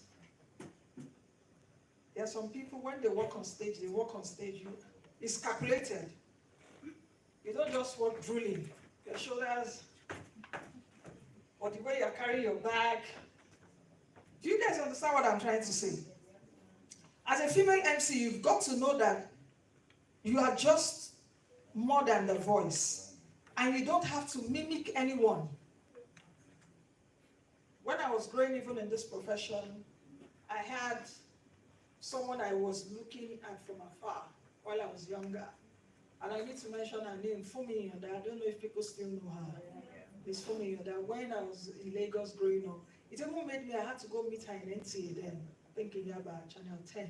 But years later, this is the funny story. Years later, I interviewed her and she came on my show. And I told her, I said, I was one young lady, of course she will not remember. What am I trying to say? I was watching her when I was growing up. And at the time, when in my early days, people were telling me, you sound like her, you sound like her. But I'm trying to tell you guys today that you don't need to mimic anyone. It's good to have mentors, let them mentor you, but be original with yourself. And that is what I've tried to do with myself in terms of the way I present on television, the way I anchor. When me and Ben, whenever we go on stage, we have two different styles. Ben comes also from the humor part of it. I'm not a comedian. Because when you go on stage, like, okay, you're able to give some people jokes. Whenever Ben comes, you see people laughing, you know, this and that. But how do I match up with him when I know I'm a businesswoman, I'm a professional, corporate. I don't know how to give jokes, but I had to find my own. I had to own my own stage that Ben cannot feel. And so whenever we finish, people will be coming to us when we're having lunch or dinner. Man, the two of you are such a good pair, great pair. People that have called us before also still call us again, both of us. You know, so that means they are saying something. I'm not Ben 200. You know, you saw the way he was cracking joke here and all of that. He would do all that effortlessly. But for me, even if I want to crack a joke, it will be a corporate one that may not even, you're not going to make you laugh, except you see the humor in it. But at the end of the day, I was still able to find my own. So what am I trying to say in essence? Develop a signature style. You may not be witty, you may not be funny. Are you elegant? Are you poised? Those are parts. Find what makes you unique and lean into them. And always remember that you know that people would always remember how you make them feel. You've got to engage the audience with warmth, with presence. For example, part of what I also do is that because I know that Ben is also deficient in that aspect. When they invite us for, like, to do high-level business events and all of that, we just come and all that. When it's, when I want to speak, I will speak and just scatter the whole event, bring in data. Then we just, the whole room will all just keep quiet and listen. That this is why we are here today. The Nigerian economy, I just do what I want to do for 3 minutes and we get back. And he sings. Do you guys understand what I'm trying to say? If there's something funny that I need to chip in, I could if it comes. But what I'm trying to say is that we need to own and develop a signature style, and that authenticity makes you memorable. Are we all together? Yes. Okay. So that I don't think I'm talking to myself. So that act of commanding presence, owning the mic, holding it firmly. You see some people, it also starts by the way you own your mic. You don't put it, nothing like this. Except, let's say you are, like that's the mic stand that you need to speak on it. There's also something, I'm bringing a lot of examples between me and Ben, perhaps because he's also the host and we've done events together. Ben, for example, prefers to use this kind of mic. Rally's on. We'll go to a few events, they will put the mics on the stage. I prefer to use that. I'm not this, when I'm anchoring. I hope you all understand what I'm saying. So, know where you're comfortable with. But that does not mean that when I am only faced with this, I won't be able to do it. But Whenever I see that I'm comfortable, it allows me move my body. You know, it allows me, if I have something I've written down, I will be able to read it. So you also need to use strategic pauses, you know, because sometimes, you know, silence and the way you modulate your voice brings back command in the room. So you need to master that. You need to also move naturally. That's why, as women, I mentioned earlier on, you've got to be elegant, you need to dress the part. You need to do what? Dress the part, because it's part of authenticity. Let me give you one example. I went to anchor an event somewhere in Mitama, one of these government agencies. And while we were talking, okay, the DG said, okay, Nancy, one of my ladies in corporate comms will join you. And I said, fine, no problem. So we got talking, okay. Hello, hi, oh, you know, we could do it on that day. And she came. When she came to that event that day, immediately she came, one of the directors came to me. I said, Nancy, you've got to take charge of this event on your own. Because the way we are going to look, I'll do the major things, I'll just introduce her, you know, because they also said, okay, so that she could also learn and all that. I said, fine, no problem. But in the middle of, not even in the middle, just at the beginning, after my opening, bringing in the first person on stage, I said, when to sit down, the director came to me and said, you've got to handle this on your own now. I said, why? She said, look at her, she's not dressed the part. And that was how she didn't call me anymore. But she didn't know the reason. And of course, I wouldn't tell her, it's their own agency, so let them go figure it out. But she did not come on stage with me. Imagine how she would feel. She may have prepared, she may have said, okay, I wish you told me, well, I would love to anchor with you, I would love to learn from you. I said, fine, no problem. I said, okay. So what am I saying? You've got to address the part. It's very important. Number three tip that I've tried to note down is, let me see, turn your challenges into opportunities. Because as we're saying all of this, it seems beautiful, but there are challenges on stage. There are challenges on stage. Things could happen. Your program could change. If it's like a 4 hours or 5 or 6 hours, it could change. You could be asked as MC, come and moderate. Even if you don't, there could be challenges on the day of the event. So as a woman in this industry, you must be aware that you face challenges, all those interruptions, underestimations, technical glitches. There could be a time the mic could just go. Electricity could go. You would not afford to have a dead room, dead air, what we call dead air in television, where everybody just, and you're on stage, then you follow them and keep quiet and be looking at them. No. So you've got to turn those challenges into opportunities. Then how can you handle them? Because how you handle those challenges also defines your credibility. And it makes a mark on your audience and even the people that hired you to do the work. I'm like, oh, okay, when things like this happen, this was how she dealt with it. She's a master at her game. Or even perhaps when you are moderating or whatever it is, a guest or a panelist can cut you off. And let me give you an example. Because sometimes it's good to exemplify these things.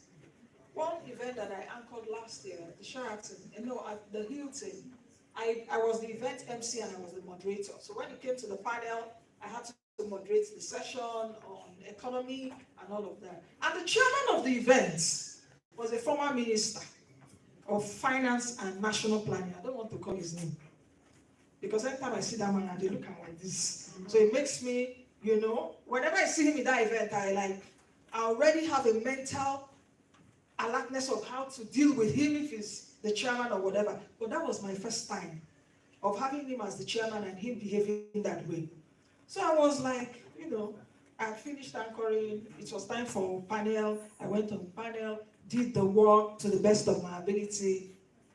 So when we had finished asking questions from the audience, the chairman just picked the mic and just said, Nancy has done a very excellent job here, but she thinks that she can just go ahead without asking the permission of the chairman. Just went on. I was like, hey, what is all this? I wasn't given a brief. What he was doing, that brief was not given to me by the organizers. Well, how did I handle it? I didn't just, when the mic, I just laughed over it and just said something nice about it.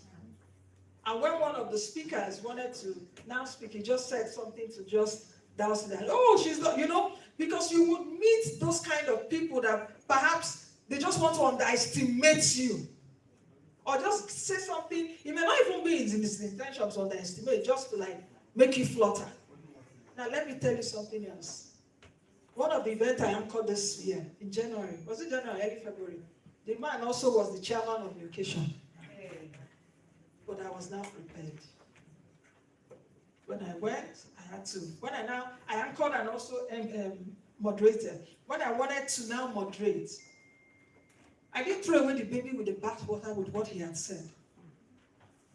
I just, with the kind permission of the chairman, eulogized him very well, massage him, romance his ego, and everything. I saw him there. I was laughing. Meanwhile, before that, the organizer of the last event that I anchored where he did that sent me a message before I started the panel and said, Nancy, say your friend, they do the... So that means that man has a problem. So it's a challenge. So you will meet people like that or even worse. How do you address it? Another challenge I will give you is that one of the events I did in the villa, it was a 2 days or was it 3 days?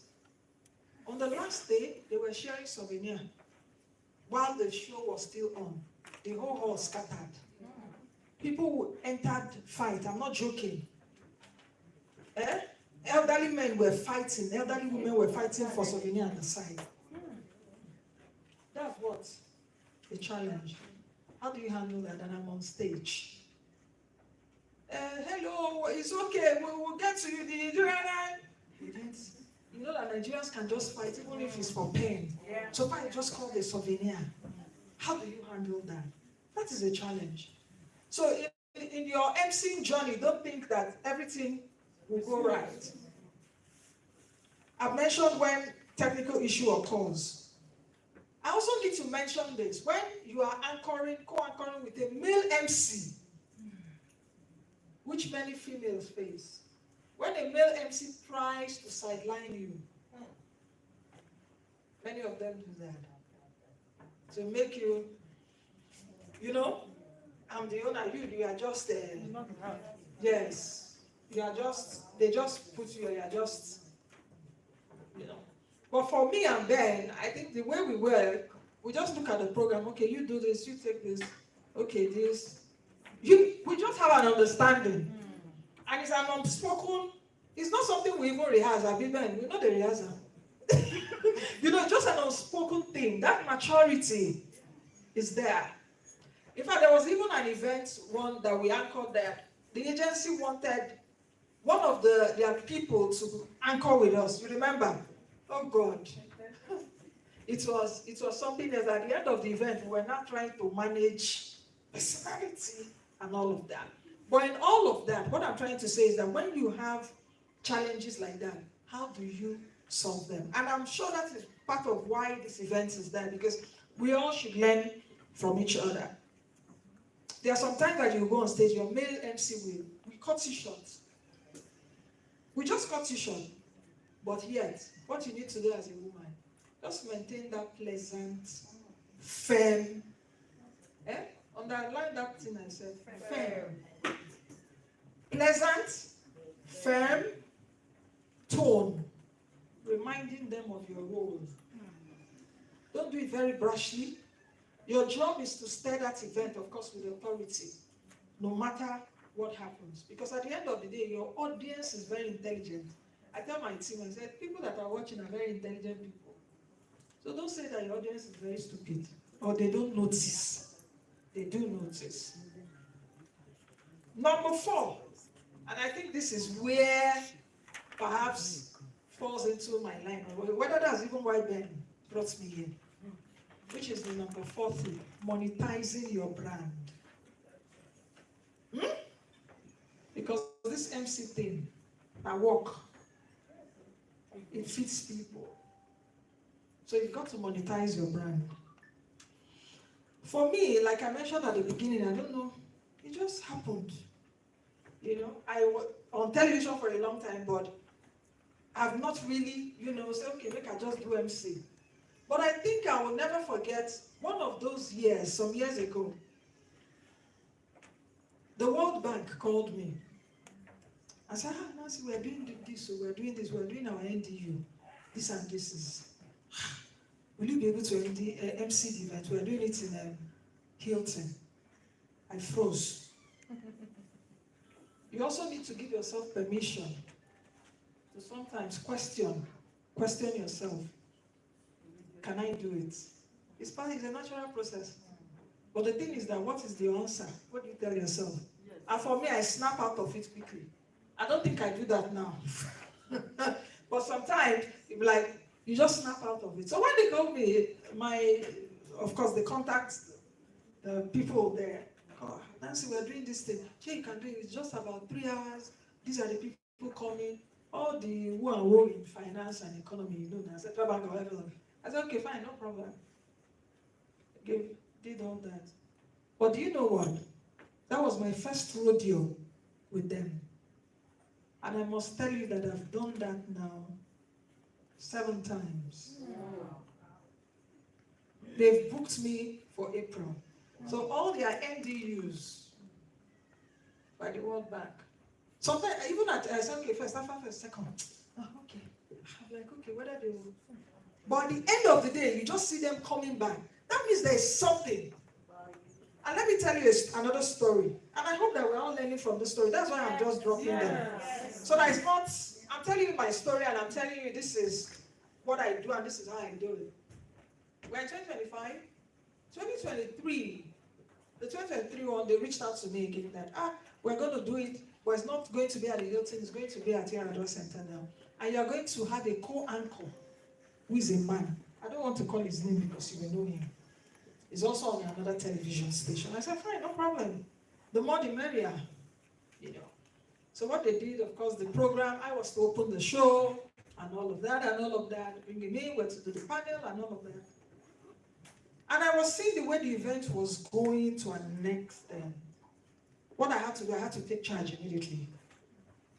One way or the other. As someone also that has experience and have done it, and this is a high-level event that you have many finance ministers in the room, the central bank, everybody in that space is there. Then at the end of the day, we did it and we left. But the next one, they called me alone. And they didn't call him again. So in the 7 times that we've done it, in the 7 times that we've done it, I've done it 6 times, I was it 8 times. I've even lost count. He's done it with me once. Why did they come back to you? What they wanted to do was to check out that model. Was to check out the model of male and female, if it will work. But it didn't work for them. And I don't want to go into other things that happened during the event. He just used it to score a cheap point on their television station. And I'm sure that also did not rub off well on them. That you left the crux of the matter and you were showing something else. What am I trying to say? It goes back again to one of those challenges that I mentioned. Now, how do you monetize that brand? And that's actually why I'm telling these last stories. Because sometimes we start off, especially as women, we start off taking free gigs or underpricing ourselves.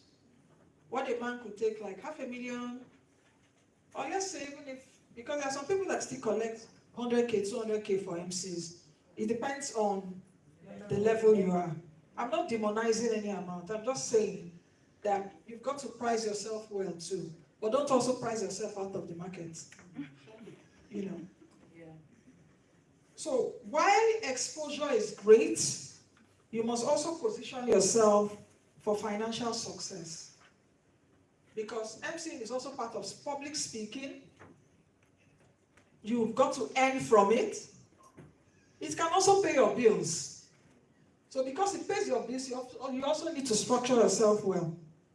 So number one, how to build, perhaps I would say, a profitable MC career. You've got to set your rates. And how do you do that? You've got to research what the industry is about. What the industry is all about in terms of, okay, high-level events, how much will you take? For me, for example, I don't, so you can't come me to a birthday party, I'm sorry. I don't know if I will even be able to MC it. Because I think I've set up myself to be that corporate. I'm not a comedian, I'm not a comic MC. If we want to talk straight business, I think I'm the person to go to. If you're in the economic space, now me then they call. So I've set what? I've set my niche and we're not plenty there. We know they there. we know plenty there. So I've been able to do what? To set my, yes, I've carved my niche. Because if you're saying, okay, business and finance, and MC plenty everywhere. You go Lagos, MC day. Everywhere. But what makes you special? So for me, in this niche that I found myself, which is business and financial journalism, which I helped pioneer too, at least as a female in that space, we still did it today, thank God. You know? But there was a lacuna there, which I think also the World Bank gigs that I was getting realized it. And let me just stick with this woman. So when I'm there, you know, it's business. I come in, I do my stuff, open, look at everybody, this and this. As I'm even introducing, I'm saying, this is what you did to Minister of Budgets, President Tinubu has not. Then when they come on stage, they say they can just take from where. So it's like I'm even MC. Now maybe MC, but I know what respect comes. And when that respect comes as your expertise, you'll be able to monetize your brand. And what you tell them to pay, what is your rate, they will pay you because they know your value. So you've got to set your rate, research industry standards, and be confident when negotiating your fee. For example, there was someone that called me, was it last week? I said, oh, someone gave her my number, this and this, that the person they had contacted, something came up, like as an emergency and all of that, and they will need me to do that. I said, okay, fine, no problem. I looked at my calendar, okay, I can squeeze you guys in. But I looked at it and said, my show is also supposed to be on that day. You know, so if you're telling me this, which was like in 2 or 3 days' time, okay, let me see what I can do to help rescue you. So I said, how much am I going to charge? And I told her, she shouted. I said, excuse me? You know? So she shouted. I said, okay, you know what? I'm going to give you guys a concession and I won't go beyond this level. I said, oh, even this, in fact, like 100,000 less than what I had charged, or 200,000 less. And I said, no. He said, okay, let her get back to her people. And she didn't get back to me, and I'm okay with that.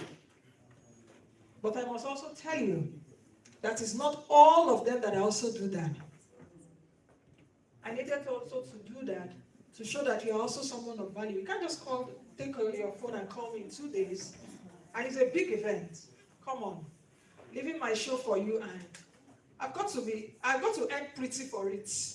Do you understand what I'm saying? But I also know, which I've underscored earlier, we are not all on the same level. But you must build yourself to that level. So if you want me, they'll be like, no, this is the class of event that Nancy does, and we have our money to pay her. And not that I don't also give concessions, I do. I can even do your event free. Yes, I can. I can actually also do your event free. But the thing is, you've got to know your value, and you've got to, I hope you are all understanding what I'm trying to say. The second thing also is that for me, this is my own example, I've expanded beyond MCing, perhaps because of what I do. So, people that hire me, they get in one, 3 packages in one, or 2 packages in one.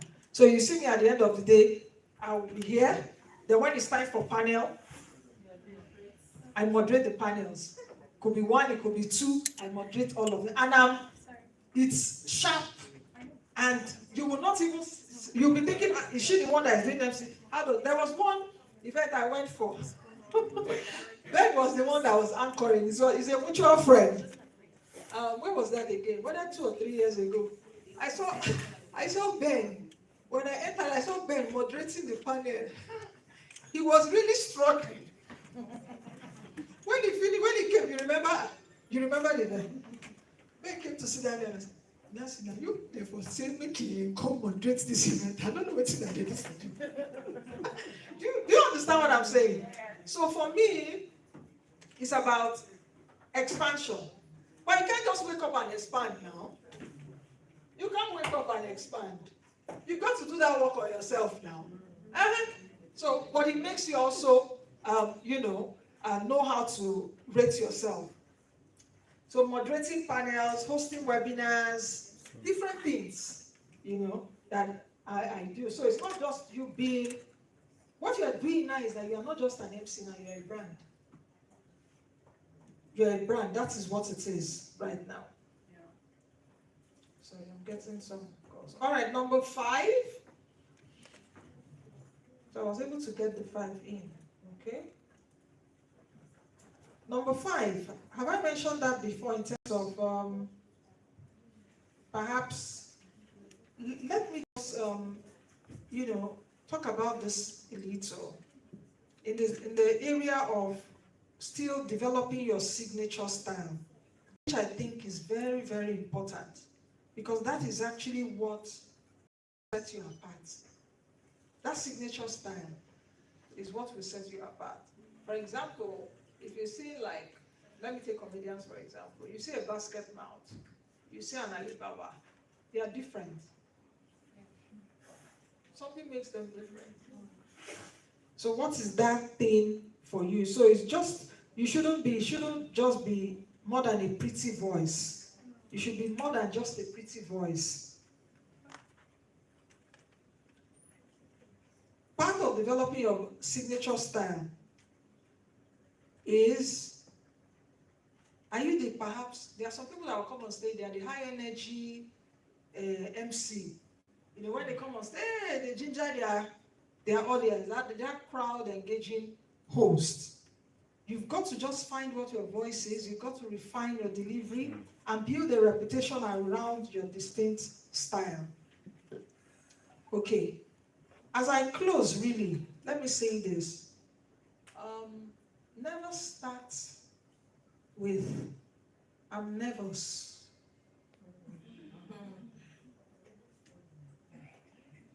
You're not telling it to yourself. Never start with, I'm nervous. Even if you are, they say fake it till you make it. Not in all cases though, but I hope you understand what I'm trying to say. So even if you are nervous, fake that confidence until it becomes real. And part of what will make you confident was what I said earlier, prepare. You've got to do what? You've got to prepare now. You shouldn't just wing it. Number 2, what Ben said earlier, which I will reiterate. Okay, before I go to number 2, let me also say this. Don't say I'm nervous. Oh, yeah. Hey, good morning, ladies and gentlemen, your excellencies, distinguished ladies. I'm just nervous on the road. Yeah. And as women, we could be, that nervousness could also show. There was one event that I went for. A male MC and a female MC in this town was doing it. When the man opened, the lady now came, wanted to pronounce the VP's name. Pronounce something else. Yes, I was feeling for her. But what happened was that the nerve, just took the better part of her. To also help you do that, to help you have a good entrance, have a strong opening. You've got to write it down. Have a strong opening. When you just come, there's nothing hard in just looking at your script, maintain eye audience. Just have a strong opening and closing. Start with that impact and also end on a memorable note. I said this earlier and I will reiterate it. Dress the part. Your appearance should align with the event and reinforce your brand. People know me as that corporate person, so when you see me, you can't find me dressing down. It's only like weekends or like today, I know I'm not on there, you see me, I'm dressed like this, you know. But when you see me, I'm in my suit, thank you very much. Okay. I'm in my what? I'm in my power suit. And it's been like that for a long time. And I love it that way. And that is the brand. When I come, this woman, with my heels, even if they pay me, I go wear them inside the when I enter my car. Oh yeah, my driver, bring that slippers. I'll change you. But for that, it's just normal. And it's not as if that's who you are. So you've got to do what? You've got to dress the part. Let your hair be well. Do it well. Your makeup. We're all ladies now, so we should talk to ourselves. Dress it well. Don't look like a scarecrow. If it's a corporate event, dress it. Don't wear, like those days when we started this show, many years ago, I and my colleagues, both now who is on the horizon. I remember then, you know, on AIT, African Independent Television, you know, they were native and all of that. And then, God bless his soul, the late chairman, Dr. Wesley, came to the stock and said, we were hearing snippet that they want us to wear native. Yeah, we said, yeah. Which native? So I will now tie Gilly and be talking words. Because that is not, we are not dressing the part. And for me, what I now did later, because at the end of the day, they said, this is a men's world. And of course, it's a men's world. I think I was the first female that was reporting from the stock exchange. I think I'm the first, actually, in those things, you know. I said, okay, if we want to wear a suit, it has to be dark. Why? Because business is dark. It's either blue, navy blue, or black. You know men now, because it's their world. How many men did you see that wear a pink suit and all of that? It was after some years in the industry, I said, guys, who defined this? I'm in this space right now. So I've got to define my own space. And you see me, I wear my red power suit. I wear my push-up pink. I wear, because I'm a female in the space. I should be able to, other people coming here should be able to wear that. So I should not wear black, navy blue, white, because now men, they do. I hope you're understanding what I'm saying. And I've been able to define my own thing. So you see me, anchoring my events, you will see me. I wear my red, my green, my pink. It depends on how I feel. Yes. But you will not see me, not that I don't wear black, of course, but if I'm wearing black, you will see me from a mile away. So you've got to do what? Dress the part. Very, very important. Number 4, you've got to read the audience. Adapt your tone and energy based on the engagement level. I and Ben, we do this a lot, especially when we anchor events that take the whole day. We'll be in a place for like 3 days, they are doing something. People are already tired. You've got to read the room and be able to do that. Number 5, stay relevant. Very important, especially in this digital age, where everybody with a phone now, before you know it, you're out of circulation. And out of circulation means you're out of money. Businesses is not coming. So you've got to stay relevant. What are the things that are happening? And I think I should also say this, and going back, I don't know why I'm just but anyway, shall all join? I'm just, taking everything together. That side which I said, never start with I'm nervous. Or any other language like that. It's very important. Because a lot of MCs do it. It may not come with I'm nervous language, but you guys understand what I'm saying. Something that will show your yes. It's not that you just have to own it because everybody's looking at you. It's the same way, for example, on television. I must say it, and I hate it when presenters do it. When you have a guest on air, and you start a question with, Mr. Lagbaja, please educate me on the, on this thing. Please enlighten me. Eh? You will never catch me saying that. Why? It's not a matter of pride. It's a matter of what? Knowing your guest first. If he's an expert in, even if he's an expert in cybersecurity, I know the cybersecurity, I will go on, I will research. What is, why are you a journalist? What's the role of a journalist? Inform, educate. I said, enlighten me first. Can we begin by, eh? So if your guest is saying something, you don't even know. Which have happened to me many times. I don't know if it's, whether because of the field that I am, but I think it's also general. There was a guest one time that I interviewed many years ago, and we're talking about inflation in Nigeria. No, now when Nigeria don't get as a be. Then I think during the Goodwill last time, or some years after, as finance minister, I came on my show and was saying inflation, we should devalue the naira, we should allow inflation to be 50% in Nigeria. As the man just said, I said, you say what? He was just talking, I just halted there.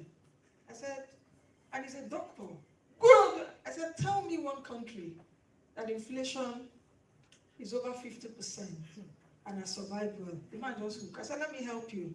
Zimbabwe, Venezuela was bam, bam, bam. I said, well, justify. What does that mean?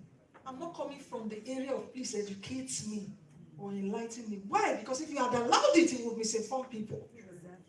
And this is our role as media people, as whatever we are, public speaking, because your voice matters. Your voice can influence.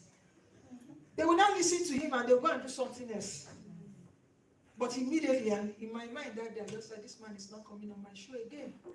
And that's the end. I hope you all understand what I'm trying to say. So understand the subject. It's difficult. It's difficult, isn't it? But it's what sets you apart. And it's what makes you the brand. That we're not all the same. That's what sets you apart. We are not all the same. So the IMF woman would not have told me last Monday that you are the gold standard in Nigeria. And that's alone, you know, it validated me. For someone I'm meeting the first time, even when I go to the US, the World Bank meetings and IMF, I go there a lot. I see her from afar and all of that. But for her, first time in Nigeria. So you can imagine, what does that do for you? That means you're a brand. That means you'll be talked about in rooms that you are not.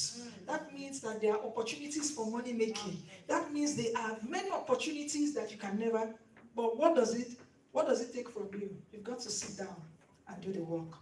So as I end, I will say, know your worth, be confident.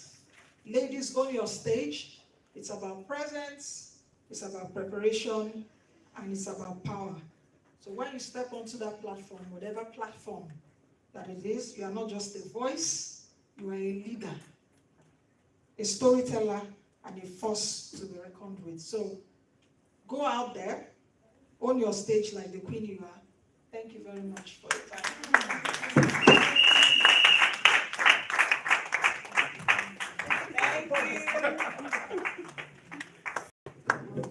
Thank you very much. Please, let's give her another round of applause. You know, before she came, I told you, I said there are very few women I have sat or stayed on stages with that I'm very confident that I can walk. And of course, she's one of them. And we enjoy, we just play. Nobody knows how, it's just so fluid, it flows. Thank you very much, Nancy, for doing well and for doing what you're doing. And especially for agreeing to come to talk to us today. Thank you for sharing your experience. My staff have warned me that traditionally I delay my classes, I allow the guest lecturers to teach. But this is very important because as the principal of the school, the students have me every time, so it's not a problem, but our guest lecturers also will have that time. Remember, we said that hopefully at the end of this lecture series, we will be able to set up the society for female MCs. Let's think about it. If you agree, we will go ahead and move it on because it's important. Thank you. Yes. last week, 2 weeks ago, I was in Kaduna to MC for the governor. By the time they called me and I sent them my bill, they were in a conference. I could hear all of them. They said, "Oh, this is too much." I said, "So that's my amount." By the time I finished the event for the governor, there was about 7 commissioners. The commissioner for budget came and said to the deputy governor, "Say, madam, can you give us approval to increase this month's money?" You know, there are certain times you finish, you know that if you prepare well, you will deliver well. The secret to any MCing job is preparation. You can't over-prepare. I've MC'd with one comedian, and by the time he came up, he now said, "Oga, did they do research for MC?" I said, "Sir, we are not the same kind of MCs. You are your own, so just do." From that day, he learned a lot from me. You can't work with me and not learn. It's not possible. So I will want to thank Madam Basi Ita-Ekwan. Thank you very much, my chairperson of NAWAD, FCT. Thank you, ma'am, for the honor. I appreciate you. I also want to thank my friends from BTO. They used to be borrowed to own. You have changed your name now to, it's still BTO, but there's one new funky name. Payment plan.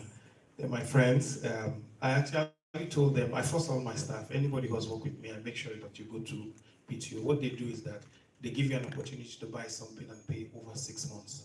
So I tell my staff, you have to own a TV, you have to own a refrigerator, you have to own a deep freezer, or something that is, or a washing machine in your home, and you don't have to stress yourself going to buy it once.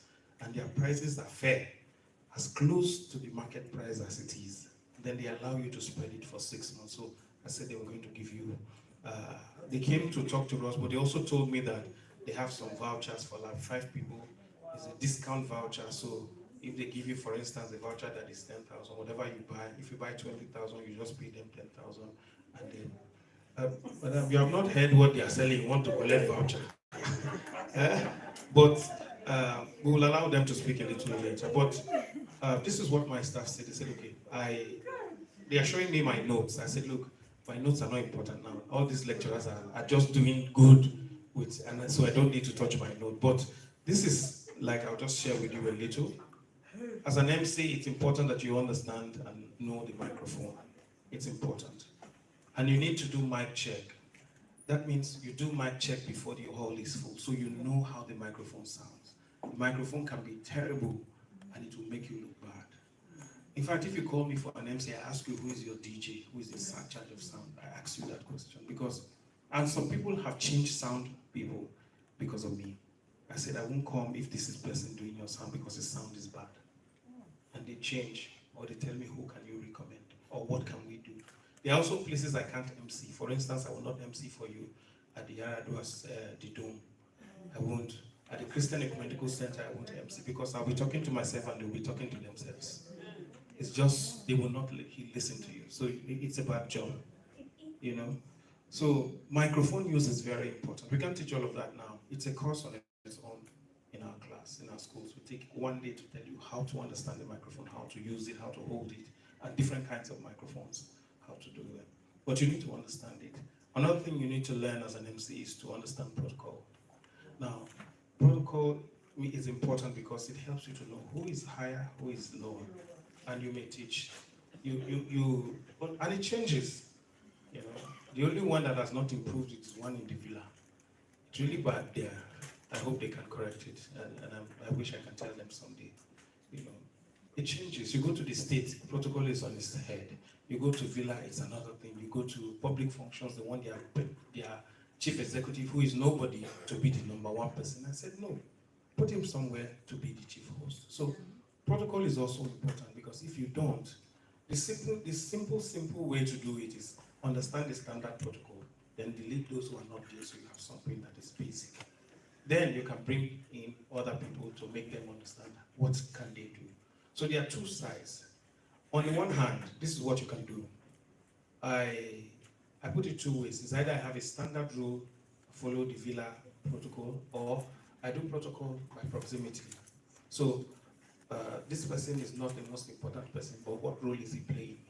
He's the chairman, or he's the special guest of honor. Of course, they will take preeminent, they will take most important. So it's the secret of it, but that's also something we teach in a very lengthy way. So we break it down, and it varies from event to event. So you need to also understand it, but as a basic rule for MCing, you must take some time to really understand protocol. If you don't, most of the time I've MC'd with ladies, they lead me to that and say, Ben, can you take protocol? But I have MC'd with a few ladies and I tell them, look, you are good with protocol, take it also. Part of owning your stage is knowing what to do from the beginning to the end. Some men may want to mess you up and say, okay, you do protocol. And you don't know it. You just go there and really, really bivouac. So if you don't learn it, the day they give you the stage, you won't do it. The essence of this training is that I don't want them to say, okay, Ben, you're an MC, can you find a lady to work with you? No. Let them say, you, Nancy, you are the MC for the show. And I don't have to say it has to balance whether there's a man. It's balance that you're coming. Because you can call a man alone and you're not asking him to bring a lady. Why can't you call a lady alone and say, come and MC for me? Because you are good, you know the subject matter, and you can do it. That's the essence of this training. So please, they are calling you, don't begin to see yourself as a co-MC alone. Co-MCing is good, but you are the MC, and once you are the MC, it means you're the master of ceremony. You are in charge, and you must be in charge. I'll also add that you need to learn names, learn titles, learn professional names. Now, if I'm MCing for doctors, you think I'm a medical doctor because I will read, I will have their jargon. You know, in secondary school, there's something they taught us, vocabulary associated with. Yes. I use that a lot. Just Google it, you're MCing for medicine, doctors, or parliamentarians. House of Assembly, you need to learn their words. Put one or two, they will think you're part of them. You're MCing for lawyers, you must understand. Yeah? When you call a bishop your lordship, you cannot call a judge your lordship. You know, he prefers you to say my lord. So there's something that works for every organization. You must understand their house rule. You must understand the language. Know the event. You're going for an event. Some people are on the road, that's when they will send you the title. Sometimes till you get this, I didn't know it was a wedding. I thought it was a conference. So know your event beforehand because it helps you to prepare, it helps you to plan. Know the organizer of the event. Know the theme of the event and know the professionals there. I think basically that's what I would say. But the other things I want to add, my staff is giving me time, they say I have 1 minute more. Prepare. You can't prepare enough. Read, research, and review your notes. Read, research, and review your notes. It's important. Review them before you go. Something may change before that day. Check it again and again. Then I'll ask, check your venue, check your guests, check your topics. Check your guests, check your venue, check your topics. They told me my time is up. Dress for the event, but also dress in a way that is relevant. You cannot wear, for instance, a suit to a football gala. You know, you may want to throw something, dress down a little, make it either a jersey or something. Some people do it, I know, but you can throw opening statements. I said the co-MC, be confident, be firm, but know that you're together and pick your stage. Please, when they call you to be a co-MC, understand, see, MCs, who said that thing a long time ago, should get size, okay, get quality. Now, the truth is, we're not all the same as MCs. Don't say because they bring you to one MC and you say, okay, we are co-MCs. It will not be made. You must clarify it. Sometimes you will grow. The problem is with event planners. They match wrong people sometimes, and it becomes a problem. At the 2015 inauguration of President Buhari, was it Buhari or Jonathan, one of those presidents, we were two MCs. The other MC owns a radio station, and me, I was a radio presenter.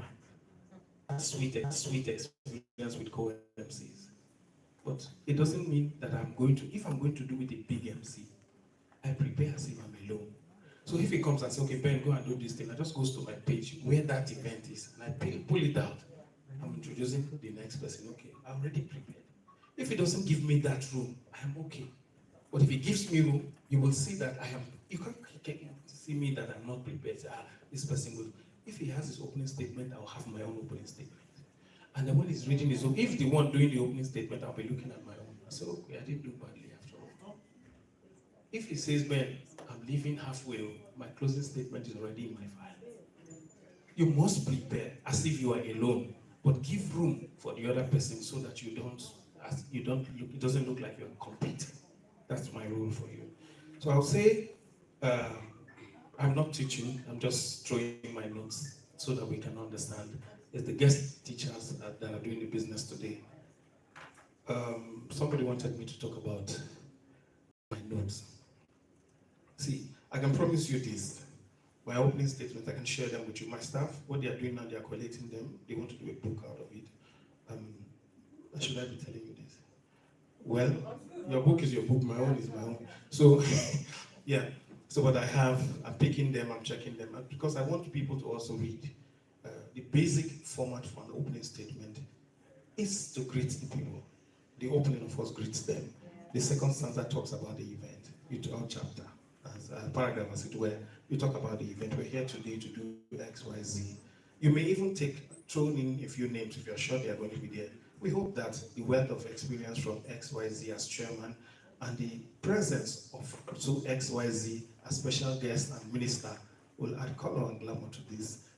But today we know that the subject matter, the reason we're here, we're talking about it. And then you usher in, challenge them to speak a lot about it, to participate in the event. I don't know if that makes any sense. Yeah. But your opening statement should not be too long and it shouldn't be too short. It should show that you know what is happening. Take it as an opening and be deliberate about it. The most important time to throw your opening statement as an MC is immediately after you establish protocol. Once you have established protocol, now you are in charge. They are listening to you. You have called everybody. Now you stamp your authority as MC. Ladies and gentlemen, this is why we're here. We're here because of X, Y, Z. But most importantly, we are going to open ABC because this is what is happening. These two people will help us play key roles. And at the end, I expect all of you to be a part of what we're doing. That's the simple opening statement. In your words, in the way that you can say them. Don't allow somebody to write for you that.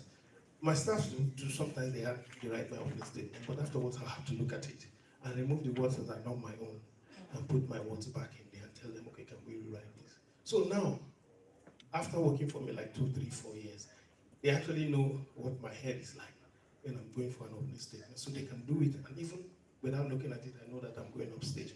I'm going to do something good. But first, try to do your statements by yourself. So I've spoken too much. They are angry at the back. Forgive them. Yes. So I want to tell you that we have, I don't know. I know that Madam Laurie wants to talk. PTO wants to talk. And I also have the Secretary General, so that they don't sanction me of the MCs here. But my lecturer, she's my personal lecturer, and my principal at Danica, please forgive me. I know that also Nawache will speak briefly. Okay. So Madam Danica, please permit me to allow Nawache to just do a short goodwill because she just came in from a Zoom meeting and she had to leave us. But thank you very much, the chairperson of Nawatch, that's women journalists in the FCT. Greatest Nawojans. Greatest of the greatest of the greatest Nawojans. I'm not here to talk about MC because you have Nancy and Ben to talk about that. This is part of celebrating the Women's Day.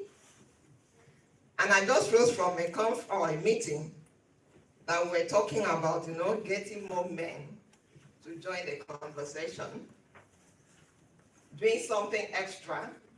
What is it we have to do to get there? Because we are not there yet. So Ben is just doing what we should do.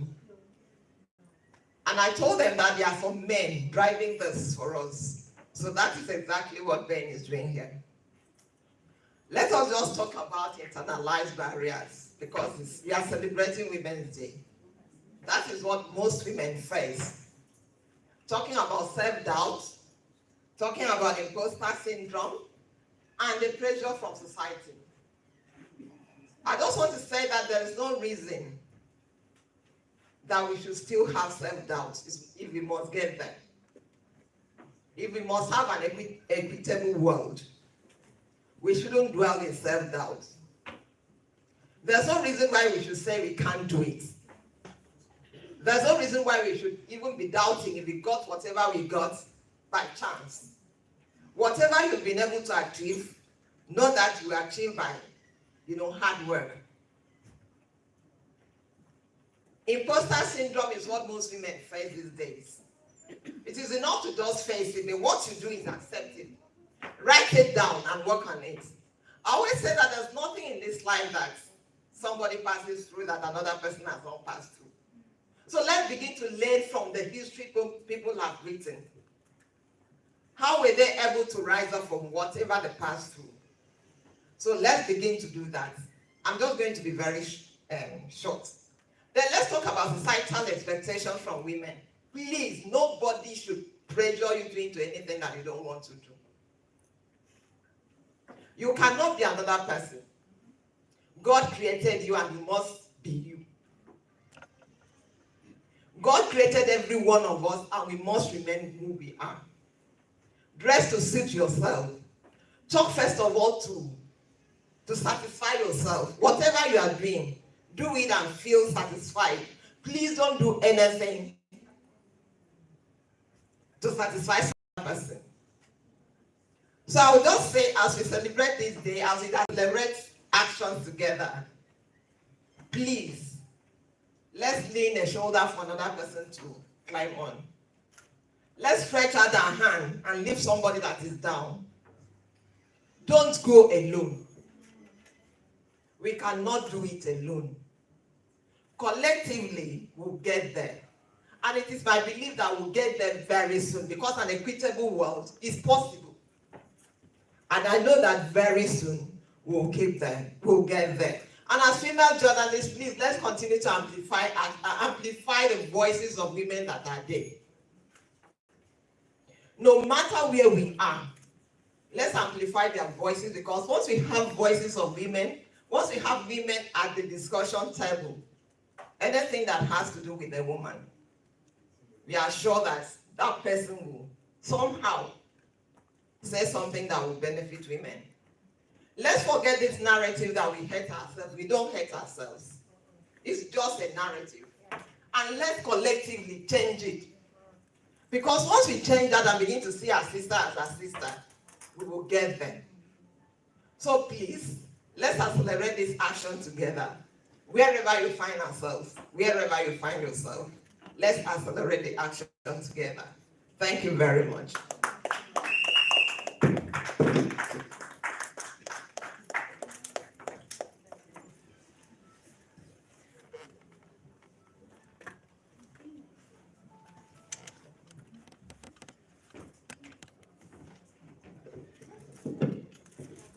Well, thank you very much, ma'am. We appreciate Nawaj actually has our 10 people here who are participating with us. Could see of their recommendation. Thank you very much. Please clap for them.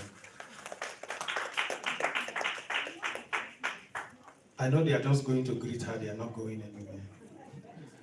Well, because of time, I understand that we need to speak directly, but I find it really very hard to slow or reduce time for my lecturers. Maybe the Goodwill messages, but my lecturers.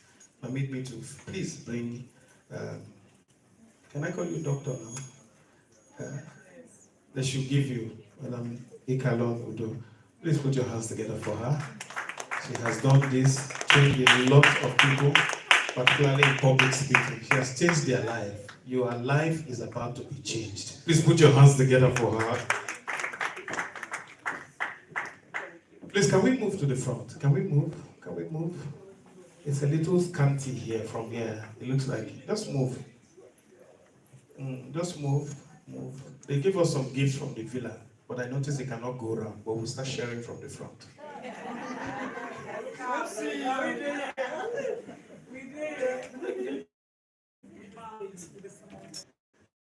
With disabilities here. With disabilities here.